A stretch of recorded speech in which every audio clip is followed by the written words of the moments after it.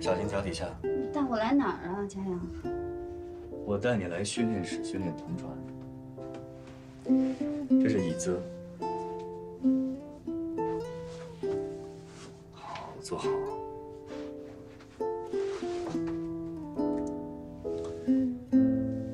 戴上耳机。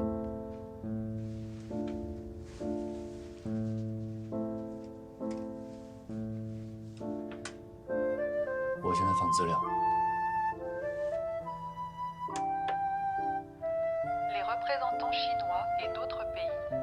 中国常驻联合国瑞士办事处以及其他国家组织代表出席。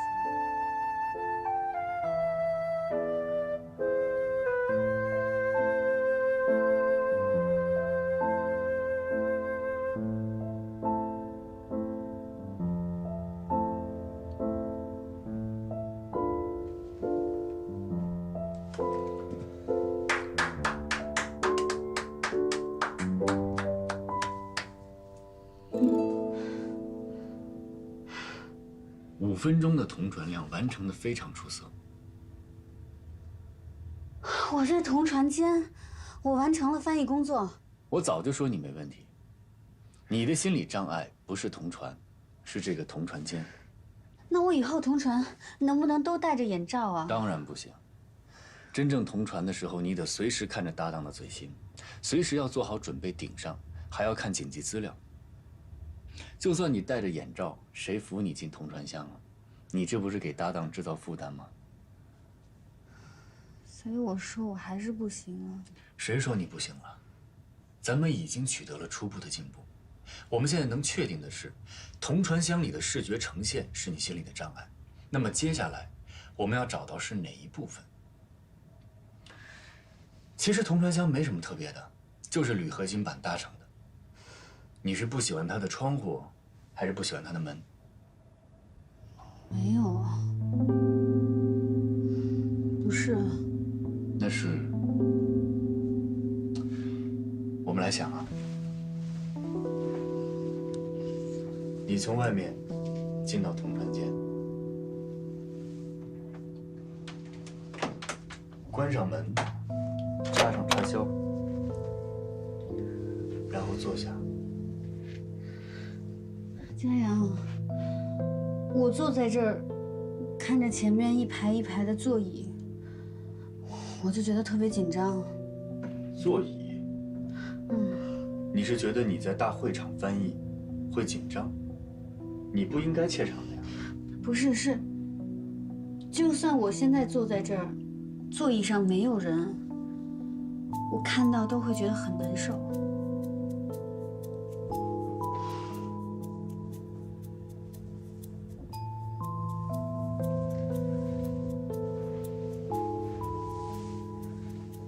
咱们别着急，一步一步来。困扰你这么多年的问题，怎么能这么轻易就解决了呢？咱们再来。你慢点儿！你快点，来不及了。急什么呀？哎呦，我这大小姐啊，你可来了！你知道傲天哥帮你躺了多久吧？这女一号庄甜甜都在等你。他要是女一号啊？他没生我气吧？你一个女二号都迟到这么久，他当然生气了。还好他不敢生傲天哥的气。哎，你呀运气真好，有傲天哥罩着你。赶紧去定妆吧，我们这个是年代戏，要定好妆用在发布会上面的。快去快去！哦。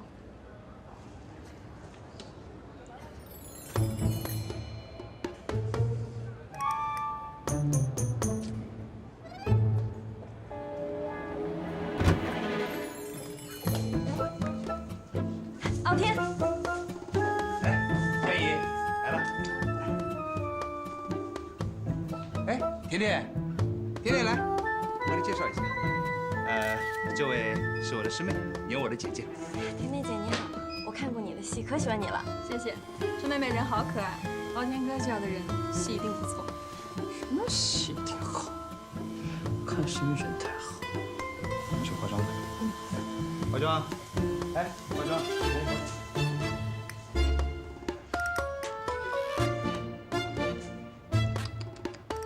看看，看小白脸，蓝眼泪，这一看我，死鱼一瞪。不仅仅是2个国家受益，而且惠及全世界。中国总理在中瑞经济峰会的演讲中如此宣布，该会议本周4在北京进行。OK， 我找到问题的根源了，你就是不能看见会场，这个问题好解决。可是同传怎么能不看会场呢？我要关注发言者的反应啊！你看，你又着急了，一会儿脆弱到觉得自己根本进不了铜川乡，一会儿又想马上解决问题，哪那么好解决啊？哎呦，那到底什么时候能解决问题啊？切勿急躁，我是你的导师，我都不着急，你着急什么呀？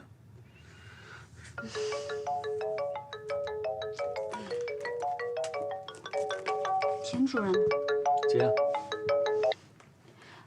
喂，田主任。派出所。哦，这件事情我可以解释的。那明天院里见吧。田主任再见。是上次咱们俩误会的事儿吧？你知道啦？我当然知道了，有人给高范院写了举报信。那你之前怎么不告诉我？我当然要先把主要矛盾解决了呀。OK， 现在我们已经知道影响你进铜川乡的元凶了，那接下来我们就慢慢的解决你心里的障碍。至于举报信的事嘛，赶紧去找田主任解释一下。哎呀，你说我怎么要一转正了，这么麻烦啊？好事儿多磨，别担心，明天我陪你一起去田主任那儿。走吧，今天就到这儿了。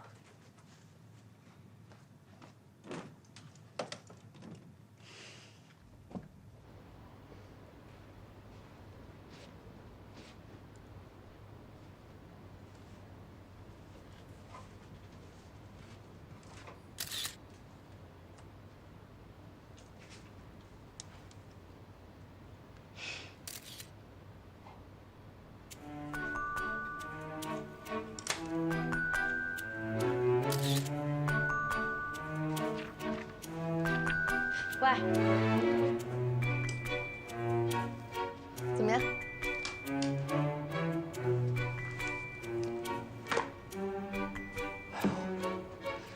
这真有点亮瞎我眼的意思。这小脸儿，得抹了2公斤粉吧，都能砌墙了。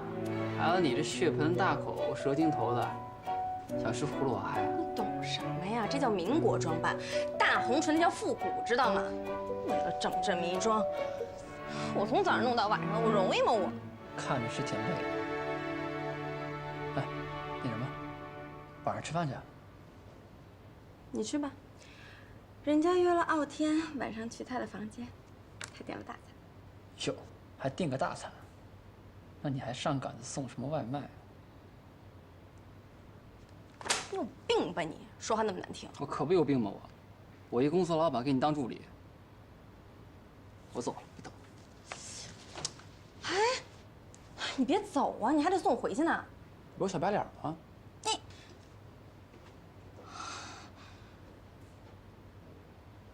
解约，一定得给你解约。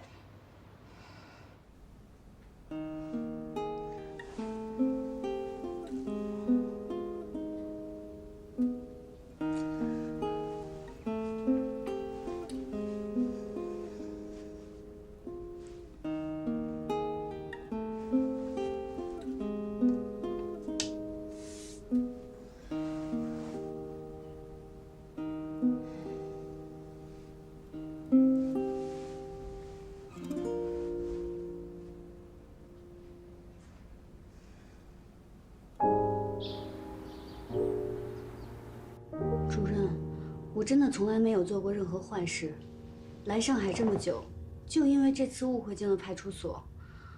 后来警察也调查清楚这是误会，就放我出来了。主任，我也是当事人，我可以作证，乔飞说的都是真的。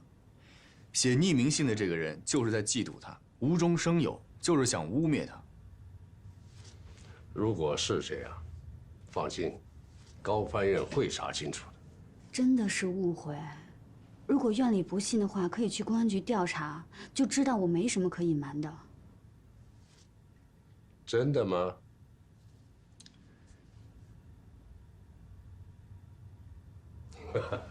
乔飞啊，请你来解释举报信的事儿，不是因为我们不信任你，而是需要对高翻院的正式职工的人品素养有一定的了解。正式职工还没听懂啊？转正了呗？恭喜你啊！这回啊，要求特别严格，层层筛选。陈家阳他们组只有3个实习生转正，你一个，杨艳一个，吴明一个。真的，我们都在一组啊？对，今后你们和陈家阳、李雷、韩梅梅在一起，今后的工作任务啊，交船和同船并重，你有没有信心？有信心。哎，家阳，我问乔飞的又不是问你。现在他不是你的实习生了，是你的同事了，得尊重人家的意见。同志，表个态。小飞啊，交船同船并重，你有信心吗？主任，我会努力的。好，我们高翻院就需要你们这样的新鲜血液。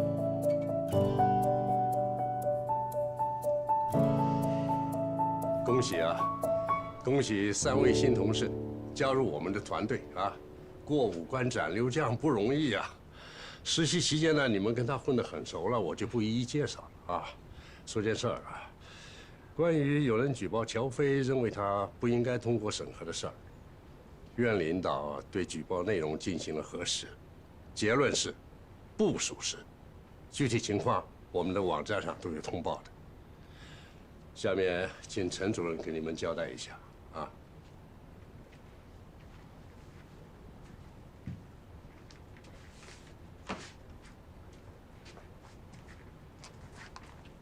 第1条，工作第1年，主要提升业务水平，不许出去接私活。其他的我想到再告诉你们。小飞，把会议录音整理出来翻译给我。你们2个把这些翻译完，互相校审过以后交给我。我们怎么做？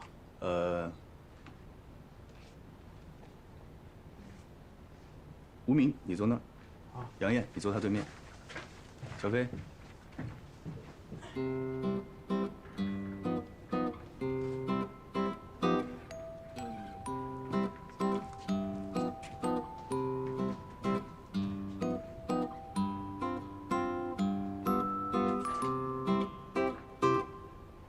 金宝，你看，经调查了解，有关转正人员举报经不属实，这不就是指的是乔飞吗？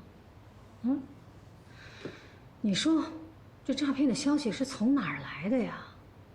啊？我也是通过好几个人从他学校打听的，说那个他打工的时候陪客人出去了，然后就被抓了。你说那还能是什么事儿啊？要不，金宝这样，你把事情的前前后后跟我仔仔细细说一遍吧。不是，你时间太长了，这可能都记不清啊。我提醒你啊，我可以提醒你。当时我想见见这个女孩，我就打电话约了她。后来呢？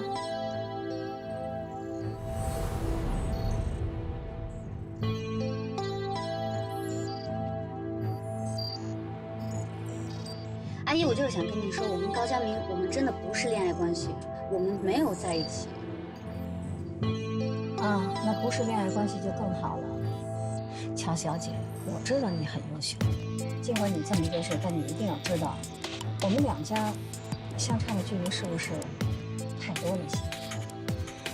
我们佳明他现在头脑发热，感情用事，所以我希望你在这件事上一定想清楚，清醒一些。阿姨，我们没有在一起，您，请您相信我。不好意思，我接个电话。不好意思啊，喂。好，我知道，我这就过来王医生。好，不好意思，我不跟你们说了，我有急事。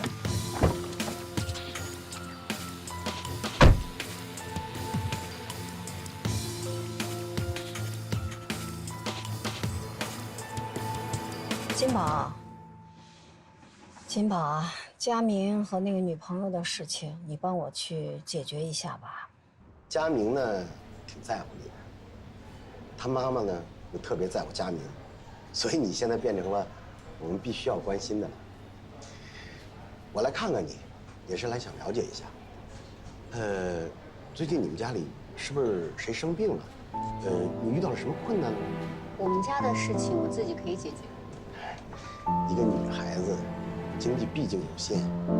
佳明的妈妈是个企业家，你应该知道，钱对她来说不是很大的问题。叔叔，其实上次我跟阿姨聊的时候，我该说的都已经表达清楚了。我跟佳明之间，跟你们家之间都不存在任何钱的事儿。我知道您担心的是什么。我跟佳明只是普通朋友，我会去找他解释清楚的。是吗？你要是这个态度的话，那我就放心了。佳明出国几个月了，很快就要回来。我们都不希望他被这件事儿影响。其实佳明对我一直很好，我很感激他，但是我心里压力也很大，我也承受不起。你们是他的家人，也帮我多劝劝他，让他别再这样对我了。那工作时间我就先回去忙了。10万？当电话是银行的你，我刚给了你20万。叔叔，行，我现在有事儿，等回来再说。乔小姐，您刚才往我卡里打了10万块钱是吗？有些话说的太明了就没意思了。我觉得没什么不能说清楚的。钱我已经给您退回去了，您查收一下吧。退回来了？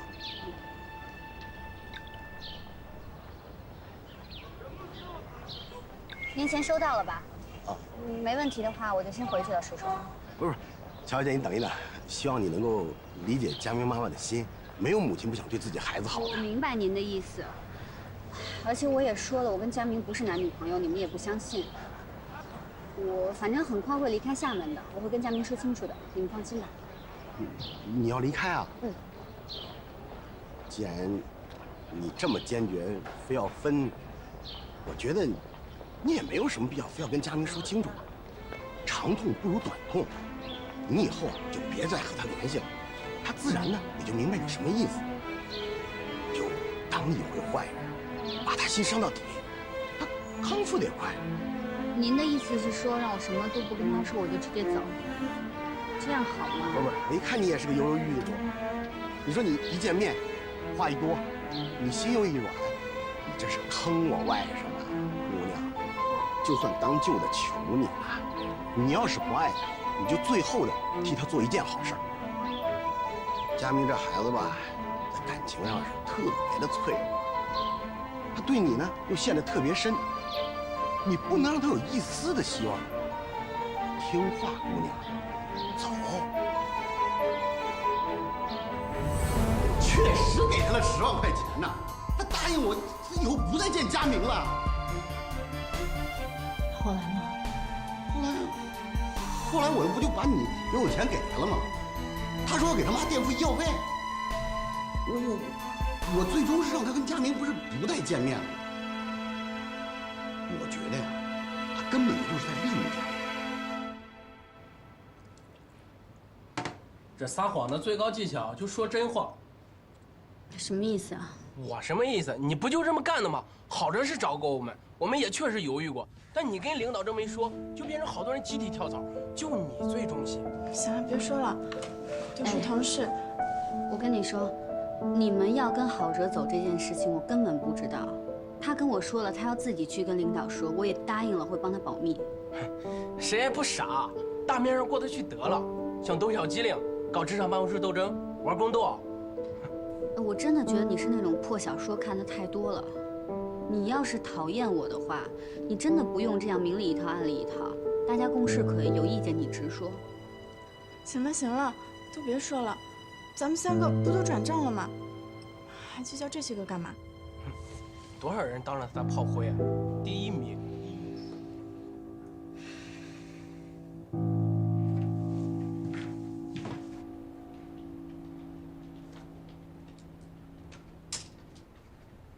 喂，我先撤了啊。嗯，我把这档弄完，我也撤了。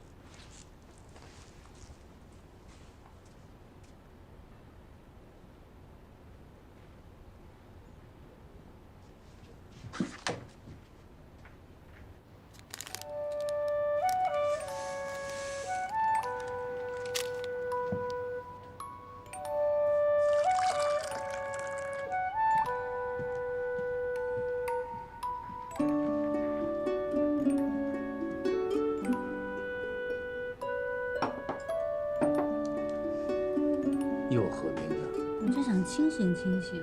等会儿把这杯药喝了，暖暖胃。怎么样了？差不多了，我最后再调整一下这个格式，检查一下单词拼写就好了。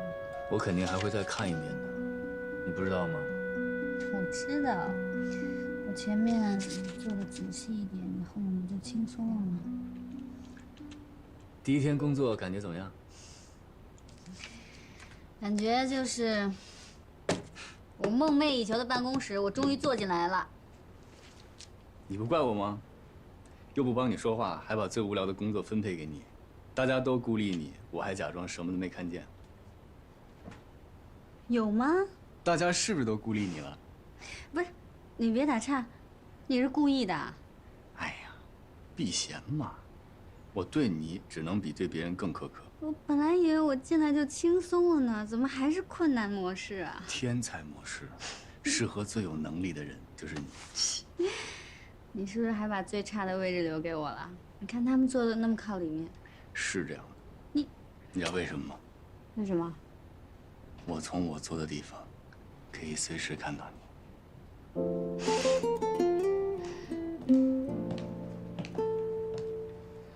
佳阳，下班了吗？小华，你回来了。小华姐，乔飞也在呢。当然回来了，不然我还一直在机场等了。你现在忙吗？不忙，你坐呗。我想跟你单独聊聊。哦，那我先回去。那主任，那个初稿，我明天发给你好吗？行，你路上小心啊。哎，小心，别电到。你们聊。哎。哼。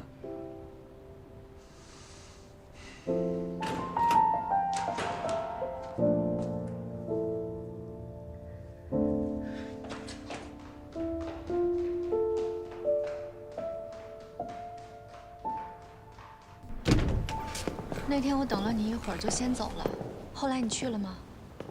怎么不接电话呢？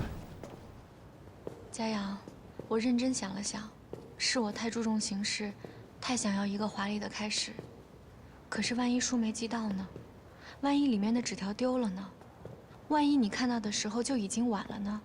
或万一你出差了呢？那我们岂不是又要错过了？小华，其实那天我没去接你，我是希望你幸福。既然你已经跟周南结婚了，我觉得婚姻不是儿戏，你们应该好好去磨合。所以那天我才给文叔叔打电话，让他去接你。后来他去接你了吗？那天我回家以后才知道我爸去接了我。我这人就是没什么耐性，说要等你1个小时，结果等了10几分钟就走了。走。那就好，我还怕你一直等着呢。佳阳，我记得你跟我说过，爱一个人不能错过。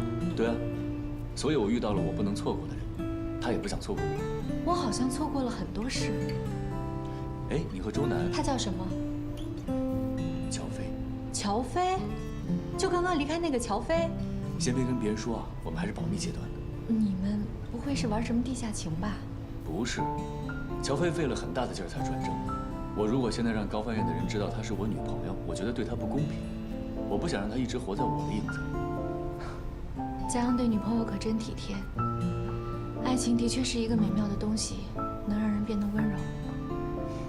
好了，我没什么事儿了，我来就是见你一面，告诉你我回来了。那我赶紧去找乔飞吧。那咱们改天见。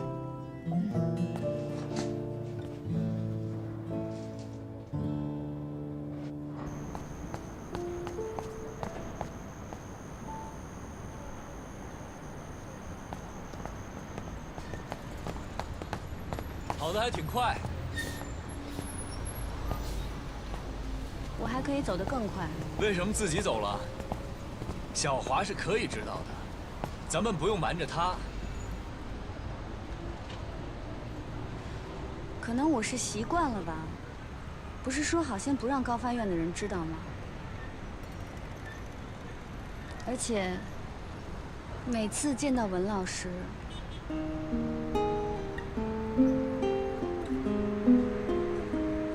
我就觉得，像他这么优秀的人，才配得上你。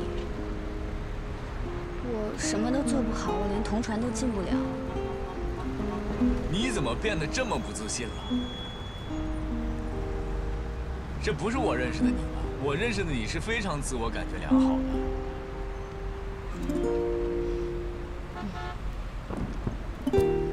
其实我每次见到文老师，都会有一点小自卑。我就觉得他这么优秀，你又喜欢他这么久，哎，我这么患得患失，我都讨厌我自己。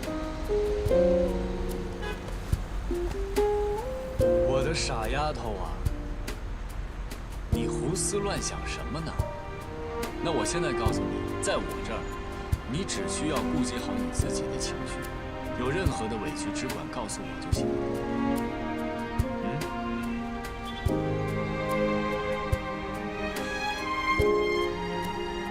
明天我就打算回家里告诉我家人你的存在。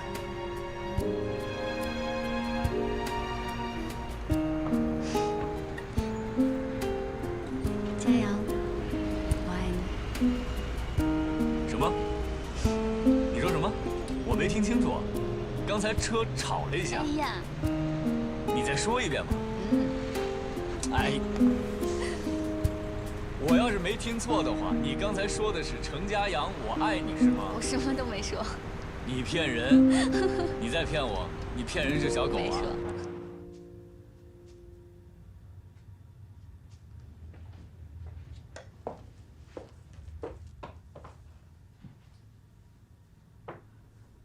我决定了。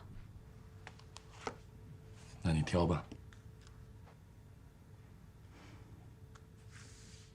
2个我都要。你长大了。婚姻和感情不是一码事，懂得这点，也不是一点好处都没有。我总得抓住点什么吧。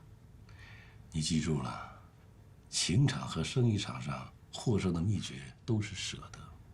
有舍才有得呀。那我什么时候可以开始工作？随时啊，你也可以先去旅行啊。反正现在有没有什么要紧的事情需要你做？那就先从甩包袱开始吧。医院的项目不会再投了，赔本赚吆喝的买卖我们干不起了，还有海外的矿业，都不是我们熟知的领域。就算是赔钱，我也打算把它卖掉。你可要想好了。如果现在追加投资还有可能翻身，卖了那就很难东山再起了。您熟知的是进出口，我熟知的是吃喝玩乐。你又选了周南，嫁给他，我也学到不少。现在国内红酒热，瑞士10欧以下的红酒进入国内超市就能卖200以上。我打算把矿卖掉，去瑞士收购一些小酒庄。放手去干吧，啊！他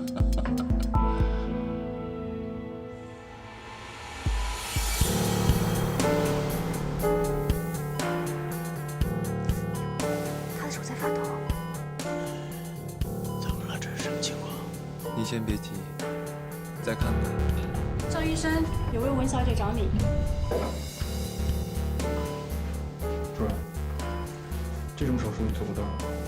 没数过。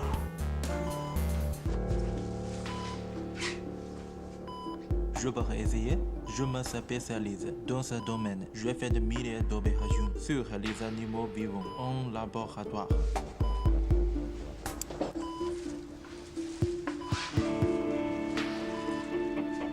你行吗？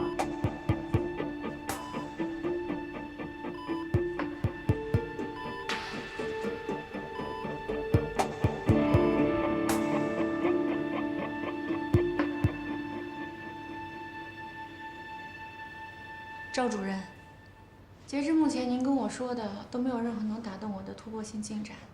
我们也请了一些专家对该项目进行了重新的评估。这些专业的东西不是一句两句能够解释清楚的。我们这种商人归根结底是逐利的，对追逐利益的人来说，吸引眼球的东西才是最好的。也就是说，我们要用一句话让外行人觉得就是厉害的。我没有办法像写广告词一样的去搞研究。不需要啊，我并没有否认您的成绩，只不过我恰好喜欢过一个医生，看过一些相关的东西，所以说失败并不总是坏事儿。我失恋了，但我学会了一些医学知识。您失去投资，但是去学了一些推销手段。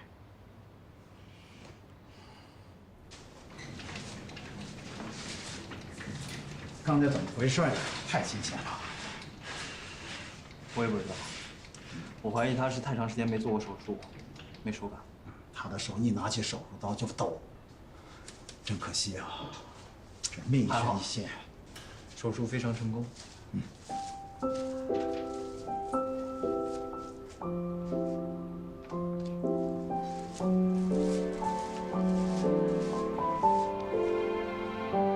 写的什么呀？他说，我已经完全具备了操作这个手术的能力。好啊。决定就是这样，除非有更有利的进展，否则我们不会再追加投资。投我的项目。不必了。之前我们忙于扩展，涉及了太多不是我们熟悉的领域，才导致现在这样。我不会再冒险了。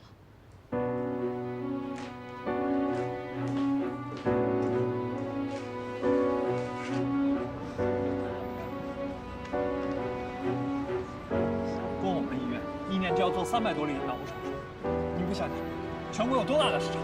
我不会再冒风险做我没有把握的事情。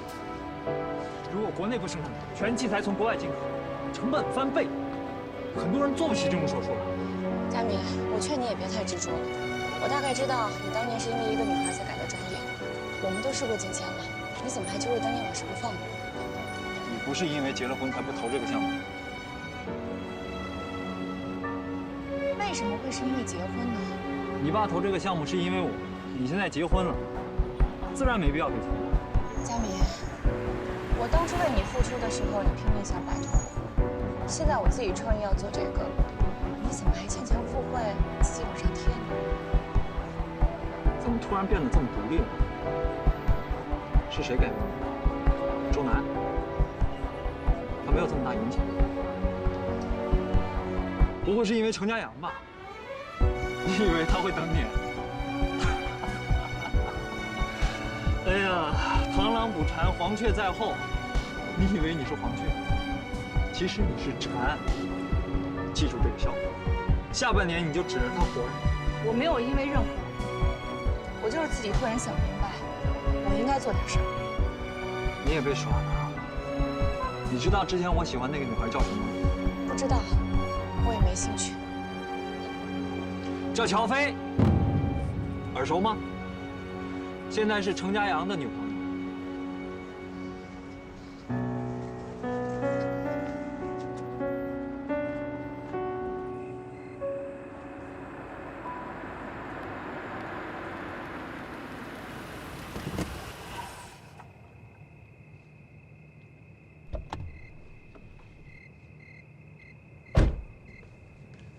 怎么不进去啊？等你。我来了，走吧。哎，给你提个醒，别跟你爸提乔飞，别把他带进家，别给自己找事儿。你是在替乔飞考虑吧？不用你操心，我有我的安排。进去吧。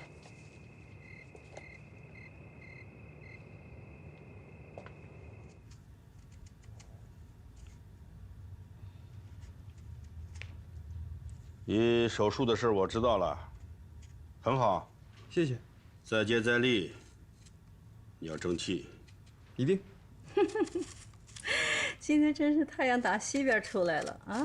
这3句话以上居然没吵起来，还其乐融融的。今天挑事的任务不在我头上。亚明，说什么呢？哎，我说你什么时候搬回来住啊？你那手怎么样了？我有事情要宣布。等等，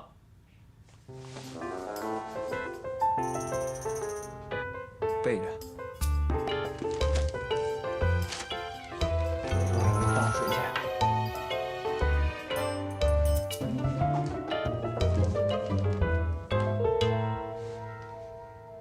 爸，妈，我谈恋爱了。哦，谈恋爱了，好啊。那个对象是干什么的？法语翻译。法文翻译。她叫乔飞。乔飞，乔飞是吧？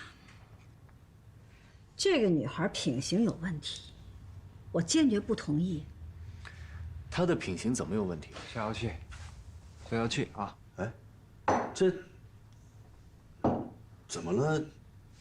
就不同意了？那女孩子可能很好啊。好什么呀？她之前是佳明的女朋友，现在成了佳阳的女朋友，你听懂没有？你明白没？嗯。哎呀，这个嘛，是得慎重考虑。女孩子的作风问题啊，是关键。爸妈，你们听我说，首先，我和乔飞好的时候，我并不知道她和我哥有过感情。其次，她和我哥已经是很多年前的事了，他们分开都已经有8年了，所以我根本不认为这是问题。哎呀，这事儿我觉得啊，只要你们3个人都说开了，其实也没什么。我持中立态度，我不是老封建。这不是老封建的问题，这个女孩就是在利用我的2个儿子。之前佳明就是为了她，把好好的专业给放弃了，哎，非转换了专业。现在呢，他又冲着佳阳去了，为什么呀？不就是要进高翻院吗？不就是冲着你的大名吗？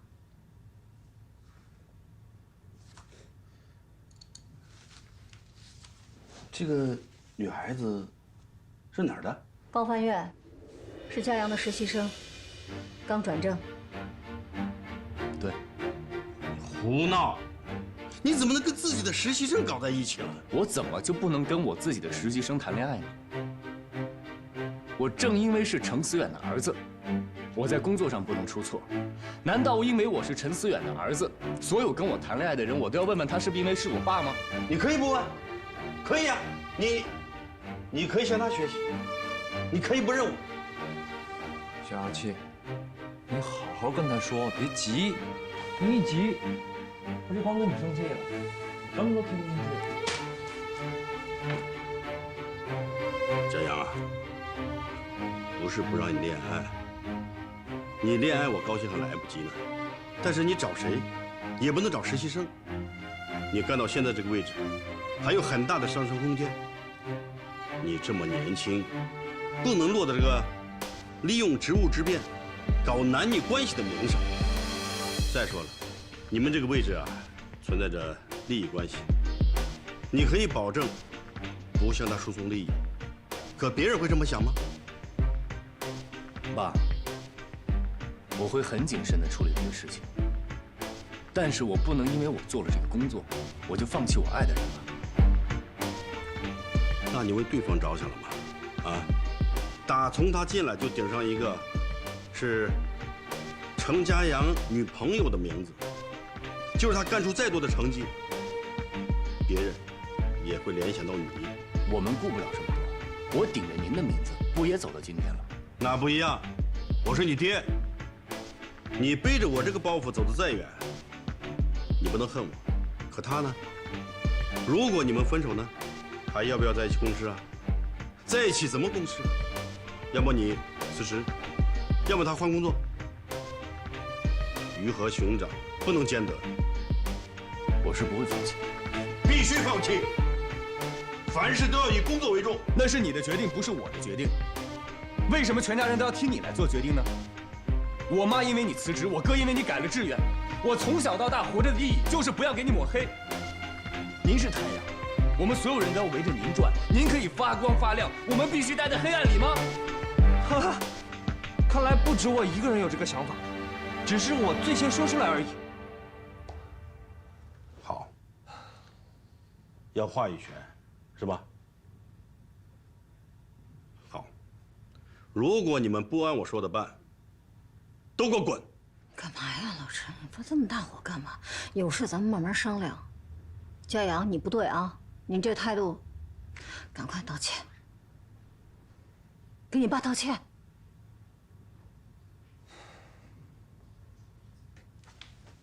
嘉阳，你不要叫他。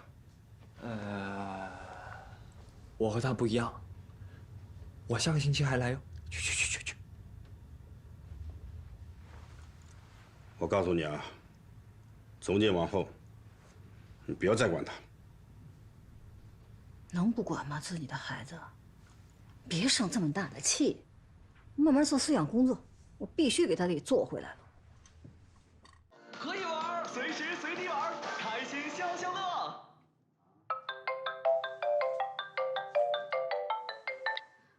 喂，吃完饭了吗？对，我刚回家。怎么样？你妈会不会因为我跟佳明的事情很介意？哦，没有，我妈已经想通了，而且她还说挺喜欢你的。过段时间，我爸我妈会请你到家里做客。真的吗？真的这样说的？不过这段时间我妈比较忙，可能得过段时间了。啊，好啊，没问题。我有点累，早点休息吧，咱们明天高分院见。那明天见，你早点休息，拜拜。拜拜。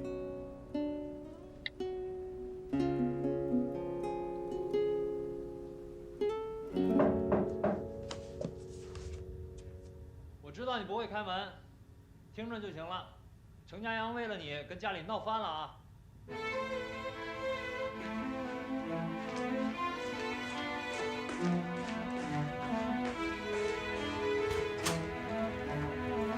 不可能，佳阳说了会尽快安排见面。你心里知道我说的是真的，不然你也不会开门。等着吧，这个见面会一直拖下去。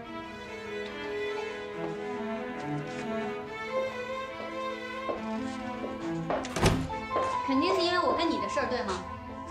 这就是我最高兴的，还真不是因为这事儿。那是不是你跟家里说我拿了你的钱？我在你心中就是做这种苟且之事的人吗？天地良心，我还劝了程家阳先不要跟家里说你俩的事儿。我为他好，那个三好生他不信我的，他从来就没有感受过家里的疾风骤雨。那为什么要反对我们呢？为了他的前途呗。你想想，跟自己的实习生谈恋爱，多么不光彩的事。不过你没关系，反正只要他能挣钱就行了。高佳明，你侮辱别人就是侮辱你自己。我再说一遍，我没拿你的钱，你的钱我已经还给你妈妈了。好，我错了啊，钱不重要。你知道我所做的这一切都是因为我还爱你，乔飞。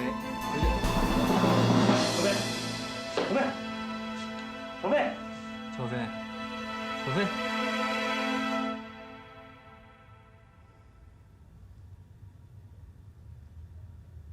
乔飞。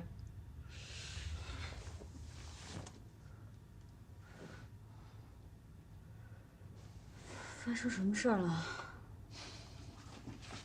你刚才晕倒了，你没有印象吗？头晕不晕？眼花不花？恶不恶心？还有哪儿不舒服吗？我晕倒了，没事，可能就是我以前查出来过贫血，我应该没大事的，你别这么紧张。身体的事情可大可小，明天我带你去医院做一个检查吧。我都说了我是贫血，我没事的，我吃点补血的药就好了。而且我应该是今天太忙了，还没吃晚饭呢，所以就晕倒了。没吃晚上饭怎么行啊？这都几点了？走，我带你出去吃去。不用了，冰箱里还有泡面呢。你有事你就去忙吧，你别管我了。光吃泡面怎么行啊？真的没事，走吧。好吧，那你当心点啊。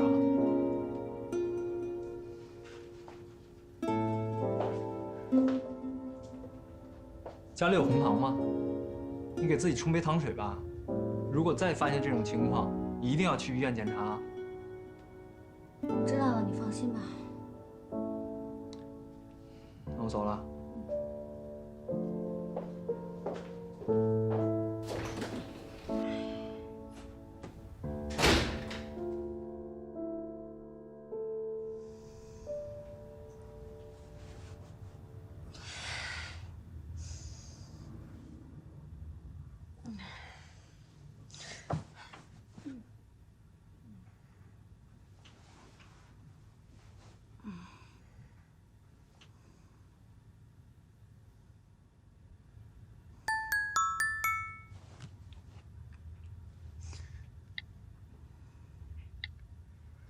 起床了吗？我来接你上班。你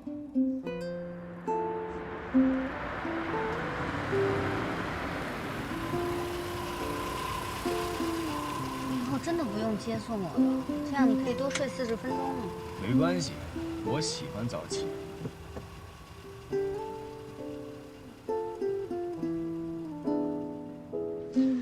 你别老跟做贼一样，行不行？要不我去跟处理说明情况。别。那我们谈恋爱很正常的事情，为什么每天要躲躲藏藏？再等等吧，再过一段时间再说吧。等到什么时候？等到你1年训练结束以后再说。到时候再看呗。你不想跟我公开恋情，有没有别的原因？你怎么会这么想呢？我还能有什么原因呢？我是觉得公开了不是对你有不好的影响吗？对我能有什么不好的影响啊？就算对我有不好的影响，我也不在乎。行，我尊重你的选择，公不公开，你说了算。赶紧上去吧，一会儿迟到了。你呢？你不是怕别人觉得你跟我走得近吗？我去绕一圈再回来呗。那我先上去。嗯。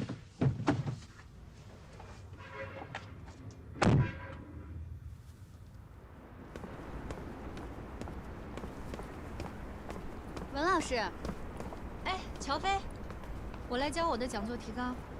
你怎么一个人啊？佳阳没陪你啊？佳阳都告诉我了。祝福你啊，乔飞，你和佳阳真的很般配。谢谢你，文老师。你跟佳阳一样，以后就叫我小华姐吧。哎，小华姐。记得第一次在办公室见到你，我就知道你是可造之才。当时佳阳还不想收你当实习生呢。还是我慧眼识才吧，我就知道啊，你一定是翻译的人才。我哪有你说的那么好啊？我相信你。对了，转正之后你是要主攻交传还是同传，还是2门一起啊？我没办法同传。什么叫没办法同传？你这是什么意思？我进不了同传箱，一进去就头晕。我们换个地方说。哎呦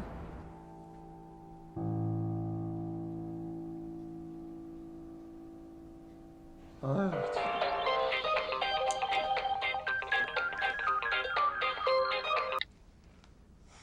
啊！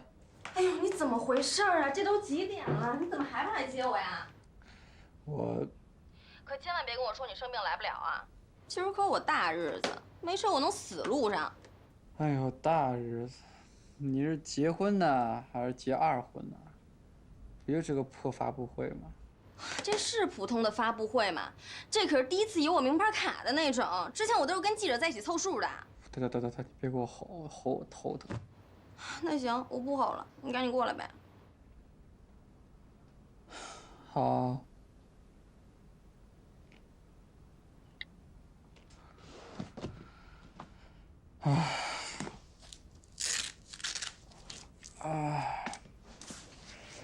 那么严重，一进同传箱就犯晕。你是从什么时候开始的？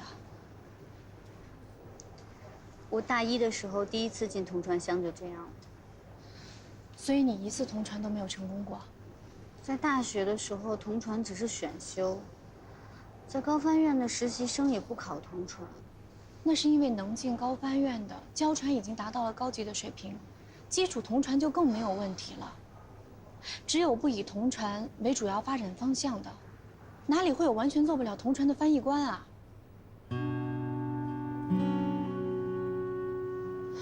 乔飞，我也是替你着急，所以有点口不择言了，你不要介意。我知道你说的是实话，小花姐。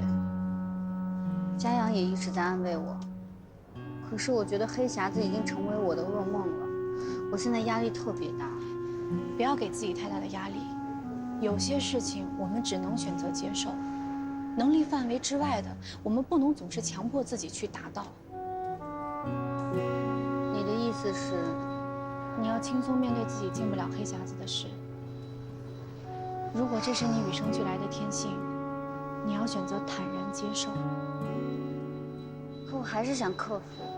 你也一定做过努力了，可是还没有用，不是吗？我在翻译上从来没有出现过问题，我也不知道为什么这次会这样。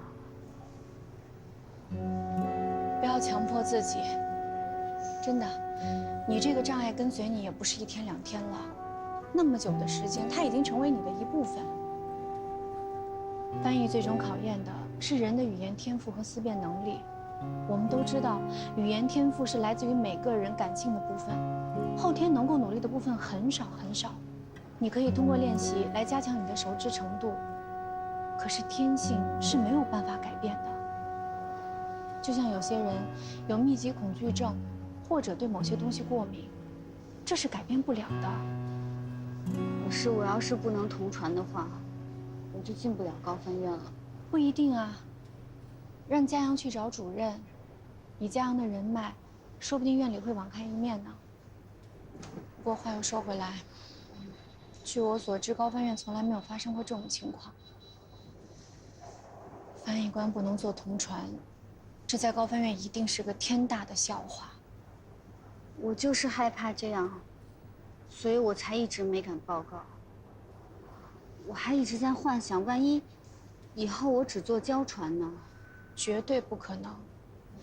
发展方向主攻交传和完全做不了同传，这是2个概念。你想啊，每个翻译官代表的都是高翻院，如果传出去，高翻院的专业翻译他进不了同传箱，这是什么性质的问题？到那个时候，你所影响的可就是高翻院的声誉了。那我该怎么办呢？不要隐瞒，把真相告诉主任，不要逼自己去做能力达不到的事情，要接受自己的不完美。退一万步讲，就算留不在高翻院，你还是乔飞，爱你的人仍然爱着你，难道不是吗？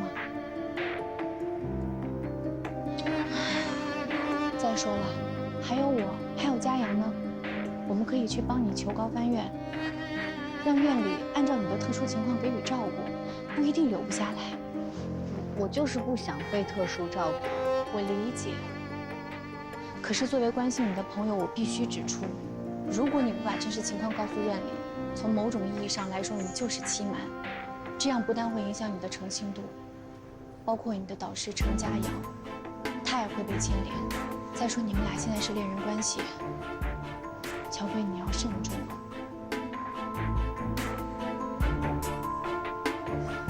好了，时间差不多了，你也该去上班了。放心吧，我也是为你好。如果你不想说，我会替你隐瞒的。不过我还是要劝你一句，纸包不住火。你越早说，你和嘉阳承担的责任和压力就越小。没什么大不了的，想开一点，不就是翻译吗？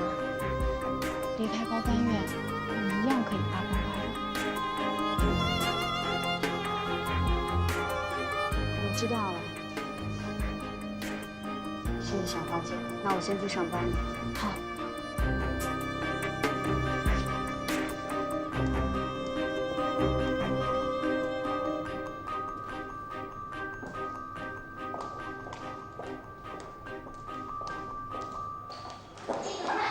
等一下，么来这么晚？我下。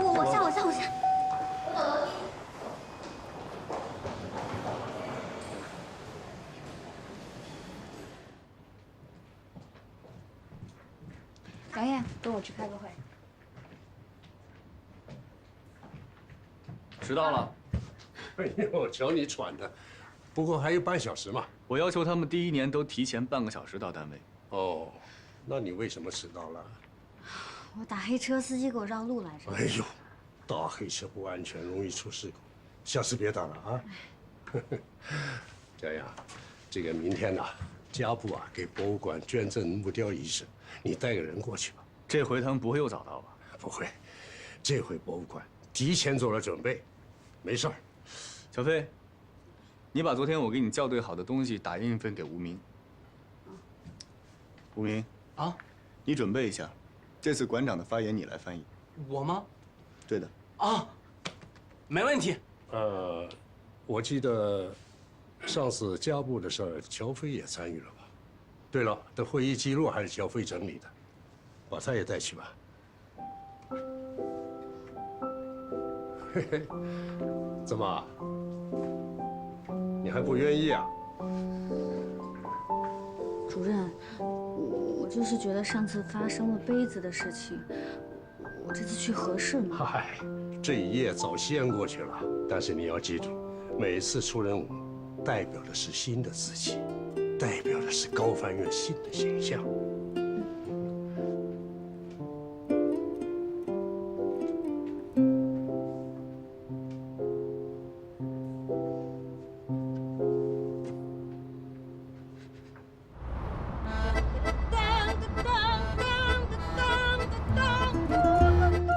吵死了！这什么呀，王旭东？我家爷今天心情好，我唱首歌怎么了？我不唱我嗓子疼。不唱的话，我怎么安静？哎呦喂，你动静小，我这都画出来了。早上让傲天接我。哎，对呀，您趁早让他早点接你啊，别给我白跑一趟，白搭理你给我坐着。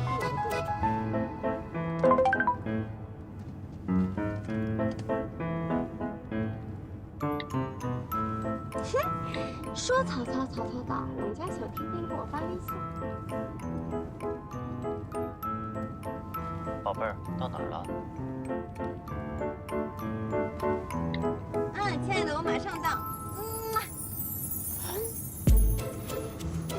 喂，能不能开快点？您这儿赶上蜗牛爬了，我要赶紧见到我们家小天天。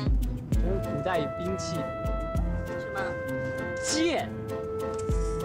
你骂我是不是？我也剑。你看看你这负能量，满满的负能量。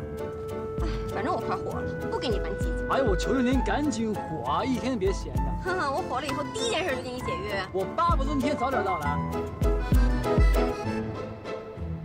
对了，咱们有什么问题可以随时沟通。不用了，昨天已经跟杨艳详细讨论过讲话稿子了，处理也审核了。对了，我跟你说，据我上次的经验来看，家部首富可能比较随性，所以他应该会有一些突发状况。高翻院不是只有你一个翻译，地球离了你也会转。主任也说了，你只是辅助我。辅助你知道什么意思吗？我是主翻，我应付得来。你别急，我不是这个意思。毕竟我上次接触过他，所以我就想提醒你。谢谢你的提醒。还有别的要说的吗？没有的话，我要看资料了。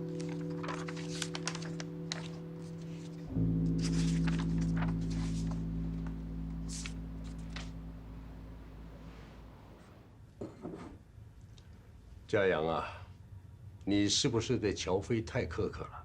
我对谁都是这样，没有特别针对他。他过去和你哥的事，我也有所耳闻。年轻人嘛，这也很正常。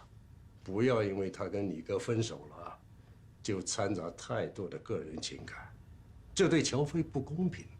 乔飞这孩子，总体来说还是很优秀的，是个好的翻译人才。乔飞在翻译上确实是有天赋的。我觉得如果加强训练，他可成大器。哟，你的评价很中肯吧？能得到你成人模的肯定，那乔飞的努力大家都看到了。哎，你傻笑什么呀？我夸的是乔飞呢。对了，他的同船训练什么时候给他加强啊？专业方向你跟他谈过没有？院里啊，好不容易来了一个同船交船双向发展的好苗子，不能放过啊！我正在给他加强同船训练。哦，那么10分钟能坚持吗？争取吧。争取，10分钟是基本难度啊。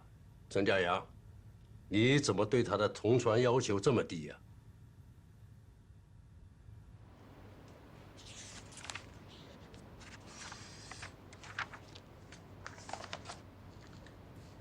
你看我这儿有2页，复印的时候叠在一起了，看不清楚。你看。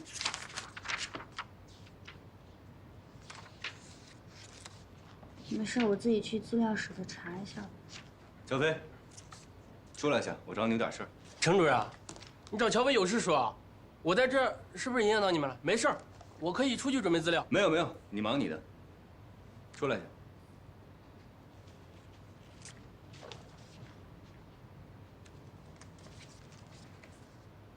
无名怎么了？跟吃了枪药一样。不知道，他可能明天对家部压力大吧。我怎么觉得他在针对你？他针对我干嘛？反正我觉得他怪怪的。你别多想了，找我什么事儿？今天晚上老时间同船训练。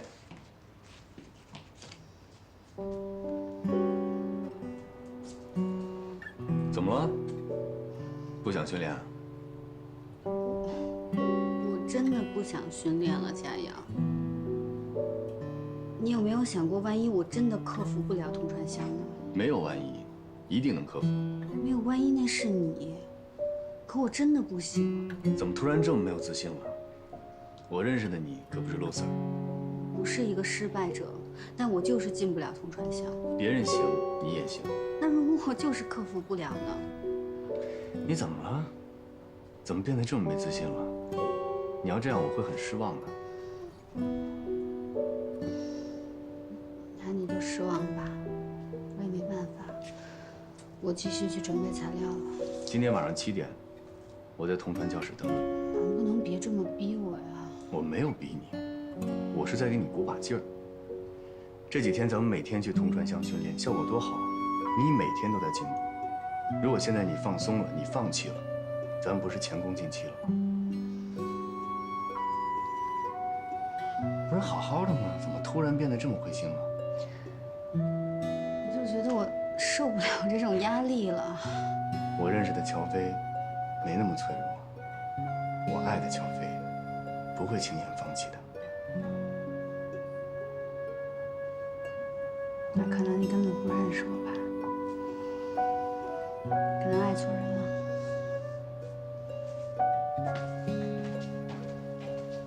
今晚7点，我等你啊。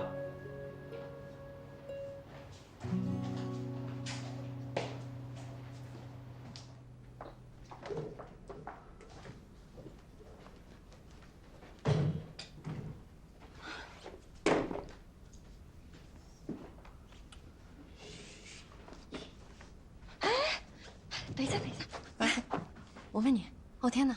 傲天哥在那 VIP 化妆室呢。那你带我去啊。这不太方便吧？要不我们那个发布会见啊？有什么可不方便的呀？你拿自己不当外人，别人可没这么想。干你屁事儿！喂，等一会儿。下面有请我们《爱在天崩地裂时》的主要演员傲天、庄甜甜、吴佳艺小姐上台。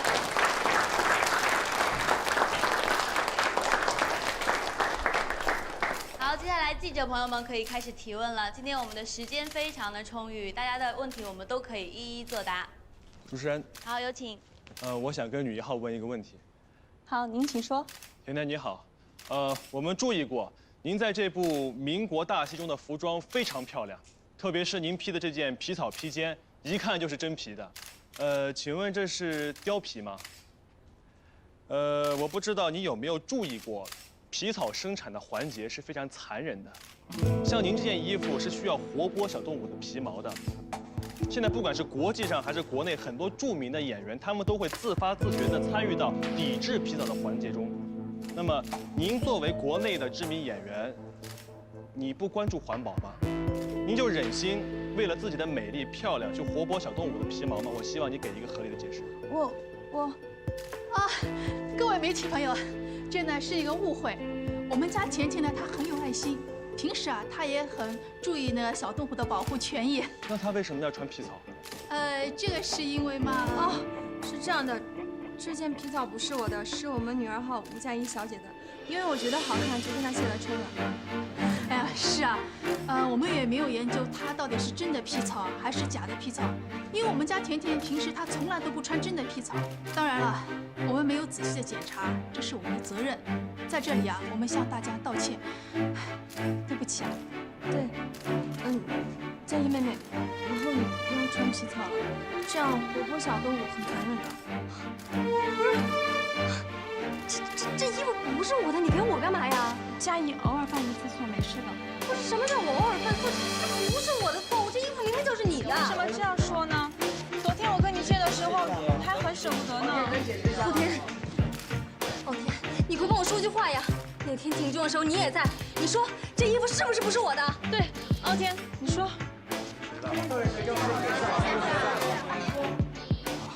这个我没留意。昊天，我有什么衣服你不清楚吗？这件皮草是我的嘛？昊天，你就说那天定妆周的时候，你有看到这件披肩吗？啊，这件衣服确实不是甜甜的。看嘛，我就说不是我的，是佳怡。那就是你2号的。昊天，你怎么能这么冤枉我呢？你都不帮我说句话吗？难道？好了，佳怡，你为什么不承认呢？以后不穿就是了嘛。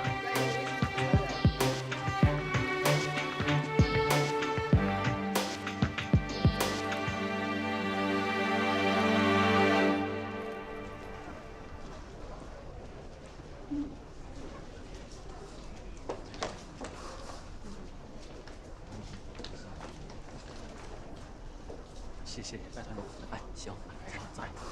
哎，等一下，傲天呢？佳怡姐，你还嫌孩子傲天哥不够惨啊？我怎么了？我也是被冤枉的。轻点儿，记者还没走呢。哎，我说你怎么这么没分寸啊？啊！我告诉你，现在傲天哥很生气。我还生气呢，刚刚那种情况，他连句话都不帮我说。嘘，轻点儿。你还想害傲天哥啊？你还让记者帮你炒绯闻？这点我倒是没想到啊。你脑残啊？说什么？谁脑残？哎，你干嘛？你别动手啊！你添什么乱呢？在这儿。你带我去找傲天吧，我刚刚给他打电话，他没接。他去做寻访了，没空。那他是不是就住这儿啊？那我在这儿等他。再说吧，再说吧。走吧。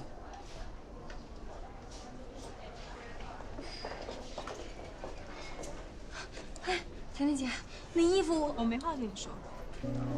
甜姐还要化妆呢。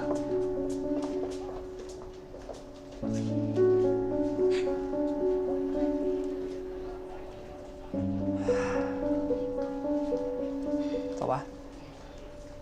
你先回去吧。你在这儿干嘛？我要找傲天。他当着那么多人的面都没维护你，你还找他？也许他有不得已的苦衷呢。我要去找他问清楚。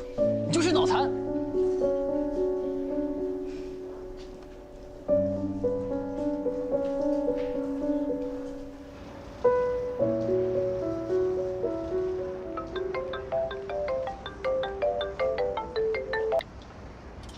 喂，佳明。你后来没有再晕吧？没有了，我说了我是低血糖加压力大。你要记住，3顿饭按时吃。我知道。高分院的工作累吗？你不是已经转正了吗？怎么工作压力还这么大呀？我需要继续努力。是不是佳阳给你布置的任务太重了？那我去找他去。你现在的身体已经不堪重负了。你千万别告诉他我晕倒的事情，可以吗？为什么呀？这么说，这是我们2个人之间的秘密了。你别闹了。好，那你自己保重，有什么事情再给我打电话。最后再说一句，千万别被我的样子给骗了。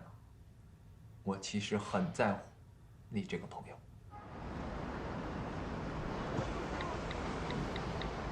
怎么不等我就下班了？我今天还有其他事儿。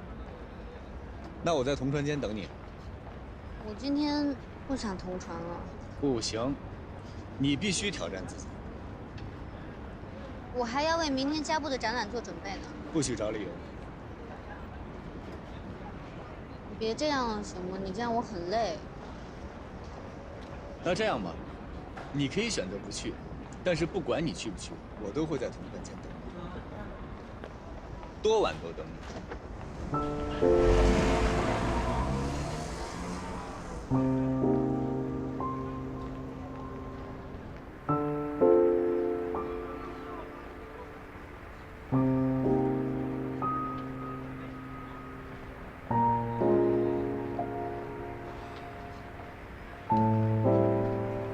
回去吧。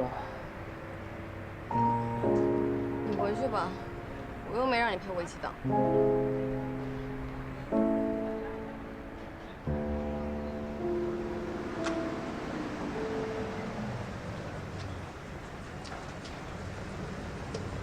傲天，傲天，傲天！天哪，你等到现在啊？傲天，我就是想听你给我个解释。解释什么？就刚刚的事情啊。哪里没说？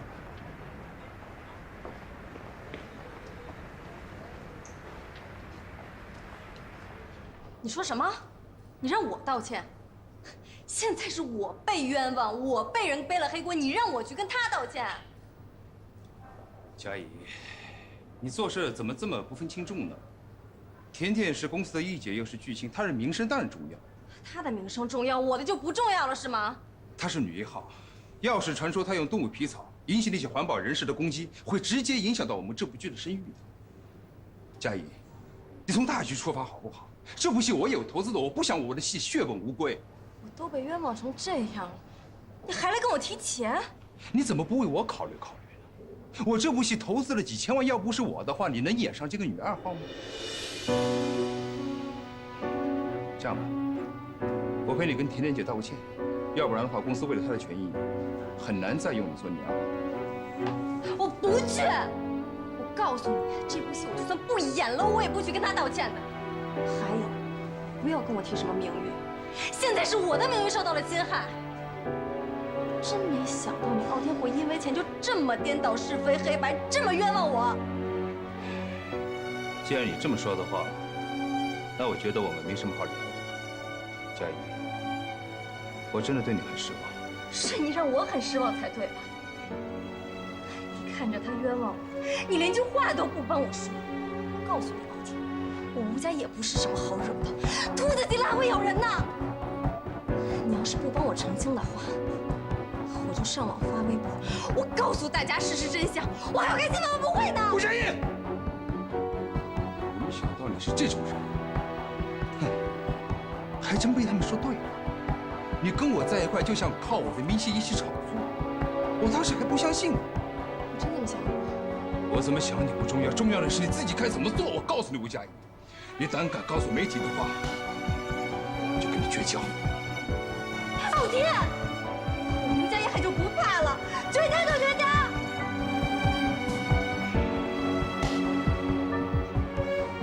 那就当着我们从来没有认识过。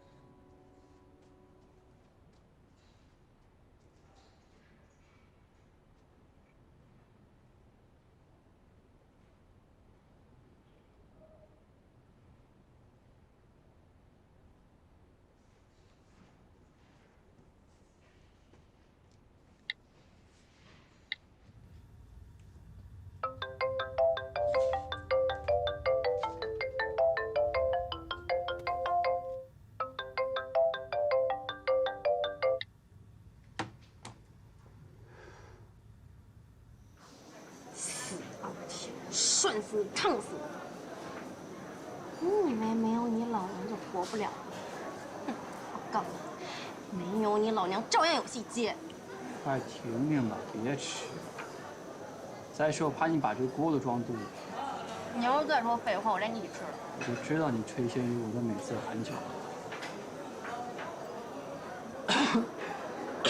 喂，您别咳嗽，您一咳嗽吐沫星子。怎么那么烫啊？哎，没有。哎呀，快，我看一下。你发烧了？哎，没有啊。多少度啊？38度。9。都快39度了，你就这样陪了我一天啊？在工作尽职守嘛。你烧都快烧糊涂了，终于什么职守啊？这人都快殉职了。走，去哪儿啊？哎呀，陪你去买药，快点儿。没事，吃吧，坐着啊。走啊，你别啰嗦了，快点儿。没买单呢还。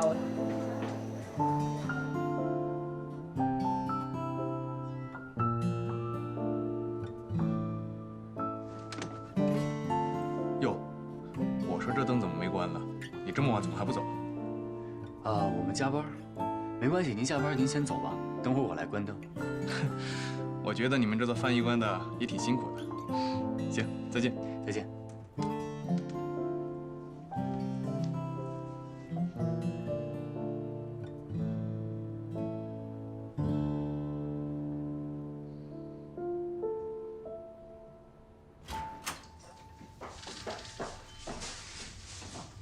哇塞，你这房子不错嘛，一点儿都没有我想象的那么脏乱差。吴佳怡，你不要狗眼看人低，好歹我也是受过传统英式教育的人，绝对绅士。到底是绅士啊，还是神经啊？别混淆概念。赶紧回吧，没事儿。哎，你不请我喝杯水啊？凉的热的？随便。哎，我说你今天怎么老赶我走啊？你家肯定藏着什么不可告人的秘密。少说点话啊。哦，天哪，王旭东，你是变态吗？天哪，你怎么把我的海报挂在你家墙上啊？而且这是公司给我弄的，我自己都没有。快说，这海报是从哪来的？印刷厂印废的，我废物利用行不行？商场印废的，骗谁呢你？快说，对我到底安的什么居心？哦，我知道了。你看看，连你们家的水都是怡泉加 C， 有一个我的怡字。快点老实跟我交代。不敢，你顶多算是我们公司一次失败的投资。你说什么？我犯了一个错误。人江卓报打击报复，行不行？什么？看见没？我挂你照片，就没事在家拿这个扎你。你一跟我发脾气，一欺负我就嘟。我说王旭东，你还真是个变态呀！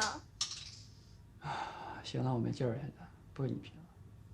哎，变态，你怎么变态？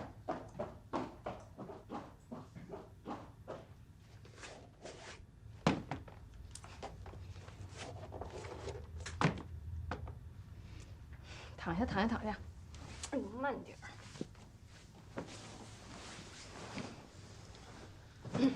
等着，我去给你拿药。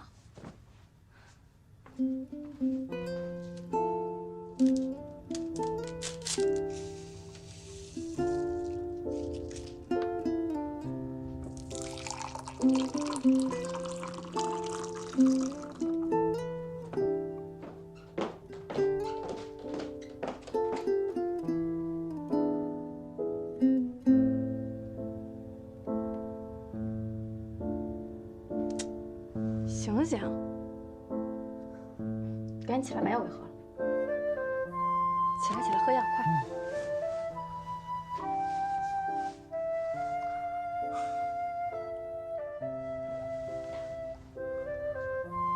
哎呦，慢点，小心别烫着。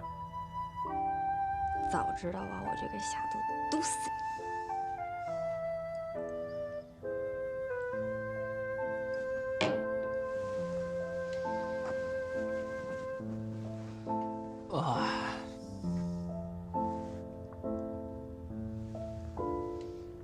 睡吧。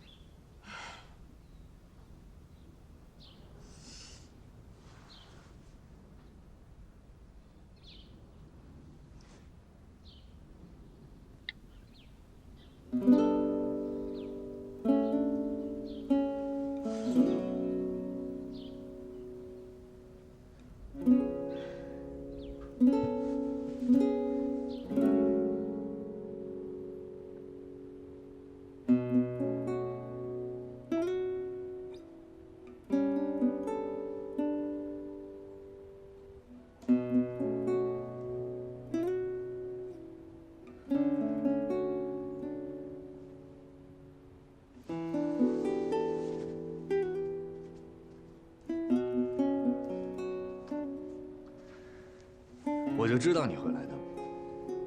你真的等了我1个晚上？对啊，因为我对你有信心。怎么那么傻呀你？可是我对自己没有信心。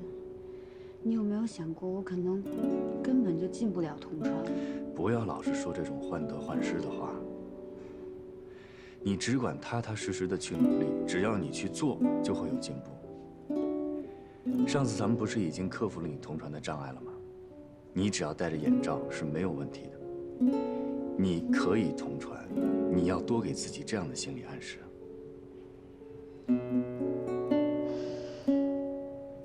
我可以同传。再说一遍。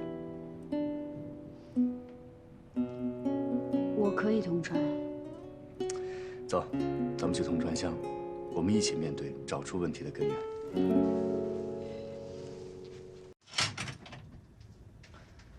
坐吧。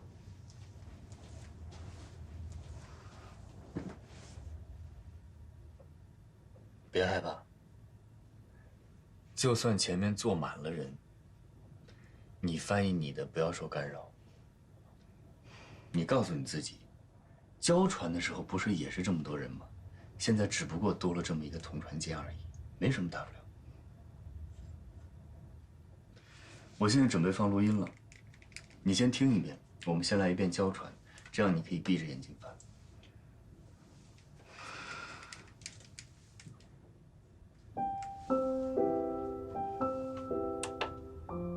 欧盟的象征标志为盟旗、盟歌、名言多元一体，以及5月9日的庆典日。Les symboles de l'Union européenne sont le drapeau européen, l'hymne européen, la devise unie dans la diversité et la journée de l'Europe le 9 mai. 很好。接下来我们试着把眼睛睁开，好吗？那好，我们一步一步慢慢来。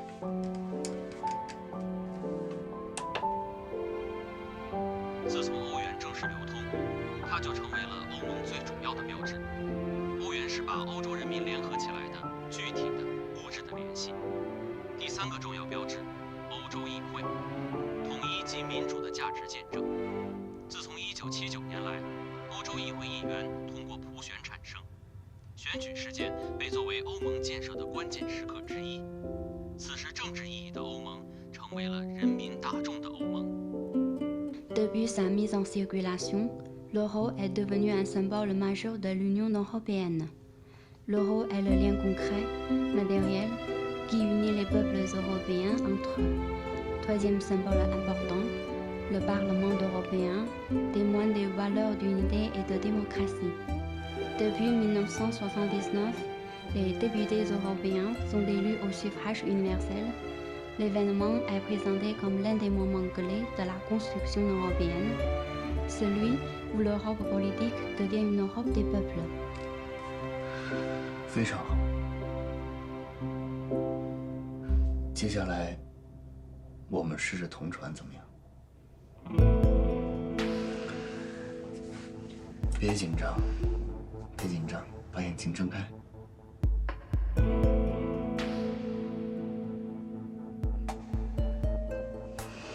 没问题的。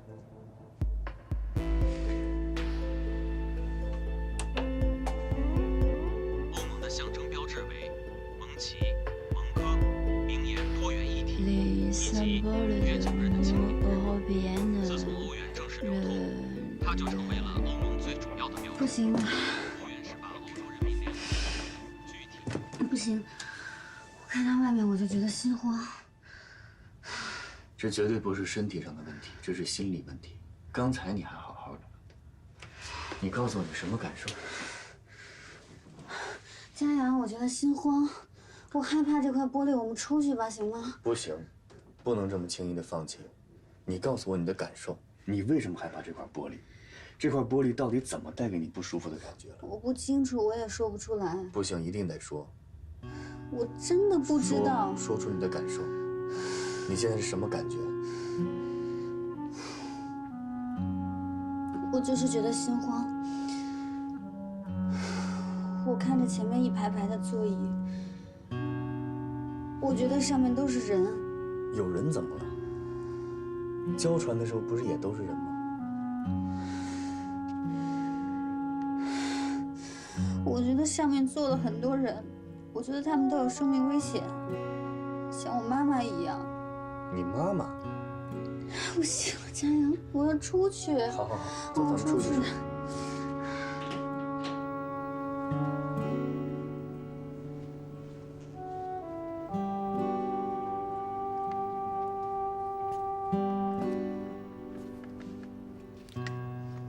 喝口水。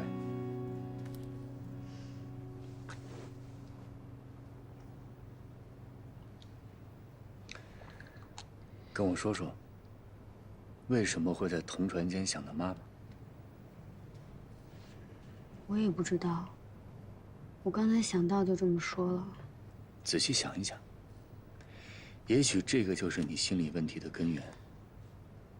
为什么在同船间会想到伯母呢？你以前跟伯母进过同船间吗？没有啊。那是为什么呢？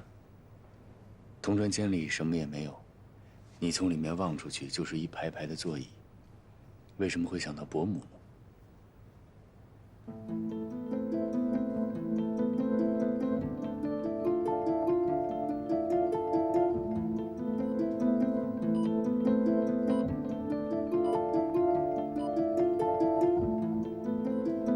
想到什么了？佳阳，我好像找到我自己害怕同船间的原因了。我以前只跟你说过，我妈妈得病了，但没跟你说过具体的，对吧？大一那年，我妈妈开始经常会打嗝，我们以为她是犯了肠胃炎之类的肠胃病。后来有一阵，她开始晕倒，我们就把她送到医院。医生告诉我们，她得了海绵状脑部血管瘤。海绵状脑部血管瘤，那不是我哥的研究方向吗？对，我也是后来才知道佳明转研究这个。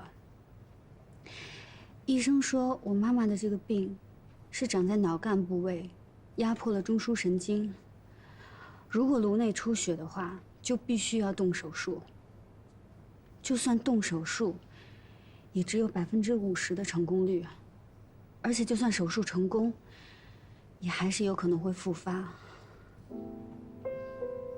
所以那个时候，我觉得自己整个人都绝望了。我那段时间觉得自己一直处于精神抑郁的状态，所以才想要去看心理医生，才认识了高佳明。没想到你承受了这么多东西。好了，这些事儿都过去了。从今往后，有任何困难，我和你一起面对。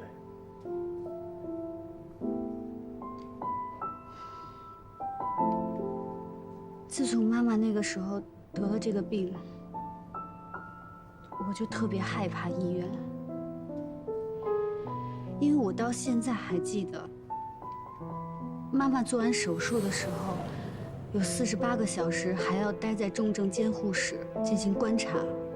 我当时站在外面，隔着那层玻璃，看着我妈妈，她躺在里面一动不动，因为做手术把头发全都剃了。我真的很想去抱抱她，去摸摸她，但是因为隔着玻璃我做不到，我心里又很害怕。那段时间，我觉得自己的心都被掏空了。我明白了，这个就是你心慌的由来。我大学的时候第一次进同传间，我就当时一直心慌，没办法翻译，我就一直想逃避。刚才多亏你一直强迫我待在同传间里，不然我到现在都不知道自己为什么害怕同传。这下好了，问题找到了，我们现在就想办法去解决。如果解决不了呢？如果我就是没办法进行同传呢？你看，你又来。昨天我还在担心，你这是与生俱来的天性，今天就找到问题的根源了。只要不是天性，就一定有办法克服。就像翻译一样，有的人翻译速度很快，但是准确率很低；有些人翻译速度很慢，但是准确率高。每个人都有自己的短板，但只要有意识提高自己的短板，就能增加综合素质。那你的短板是什么？就是你啊！告诉你，田主任都认为你能成为一名好的翻译。我怕让你们失望。只要你不绝望，就一定有希望。太好了，看来我这一晚上没睡没有白费，我们有突破性进展。走，带你吃早餐去。你真傻，你怎么真在这儿等了我一晚上啊？离家部的会还有一定的时间，我先陪你回家，你去洗个澡。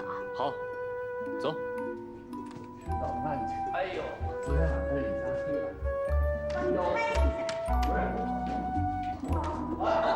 你看过。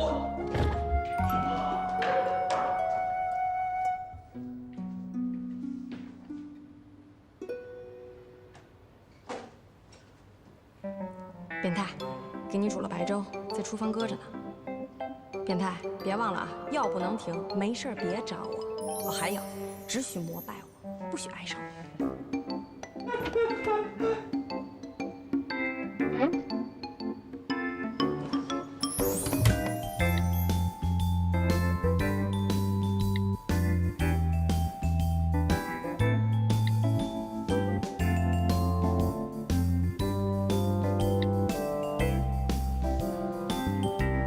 喂，你好，帮我找一个可以做饭的阿姨。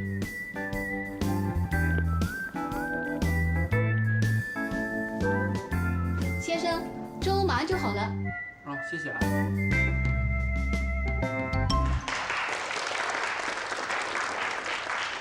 最后，欢迎王主阁下和太太的来访，对你们的慷慨和热情表示衷心的感谢。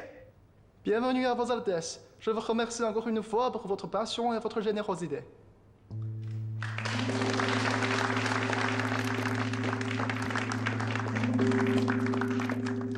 你们的翻译很快。馆长可能一时紧张，忘了修改演讲稿。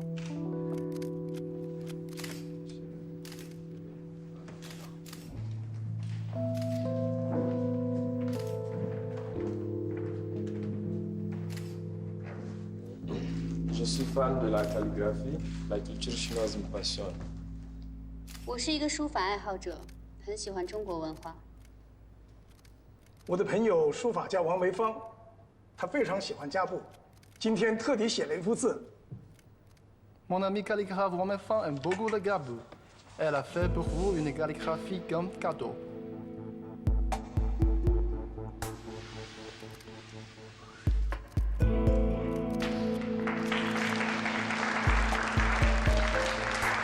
Quel beau caractère. À Kaboul, la situation des femmes s'améliore chaque année.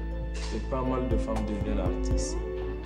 Et je m'engage personnellement à l'amélioration des conditions de vie des femmes. Et pour cette même occasion, nous pouvons profiter pour inviter Wang Meifang à visiter le Caveau. 好字，在家部，女性的地位也在逐年提高，也有不少女性成为艺术家。她本人也致力于提高女性地位。啊，王梅芳非常尊重女性，她也有很多女弟子。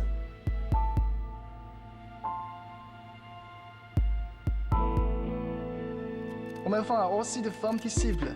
Il a un grand respect pour les femmes. Il paraît que mon frère va faire un discours sur l'amélioration des femmes en Afrique, basé sur votre femme calligraphe. On n'a pas reçu le communiqué de presse. C'est possible de reporter le discours au dîner? Tu le sais bien, le prince fait souvent des siennes.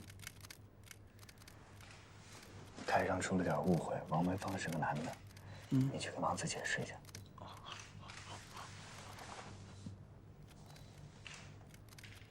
Vous s'était trompé, Wang Meifang est monsieur.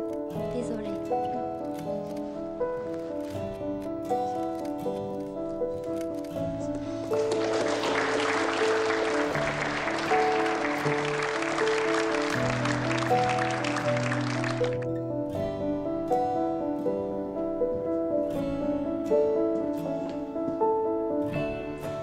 拿到了，还有多长时间？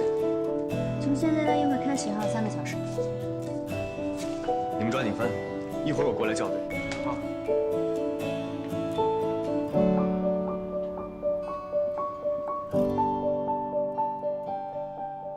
今天谢谢你啊，乔飞。如果家不王储真的因为我犯错了男女，从王梅芳开始讲女性的地位，我就真的没法弥补了。我之前就跟你说过，这家不王储想干嘛就干嘛。且王梅芳这名字听起来确实像女的哈。我也是之前翻看记录，听到馆长要去王家求字，提到王太太，我当时就觉得奇怪，所以我特地查了一下，才发现他是男的。一开始我还有点怀疑你，你没必要帮我的。哎，我之前在他身上栽的比你狠，咱们法番处不能来一个栽一个吧？没事的。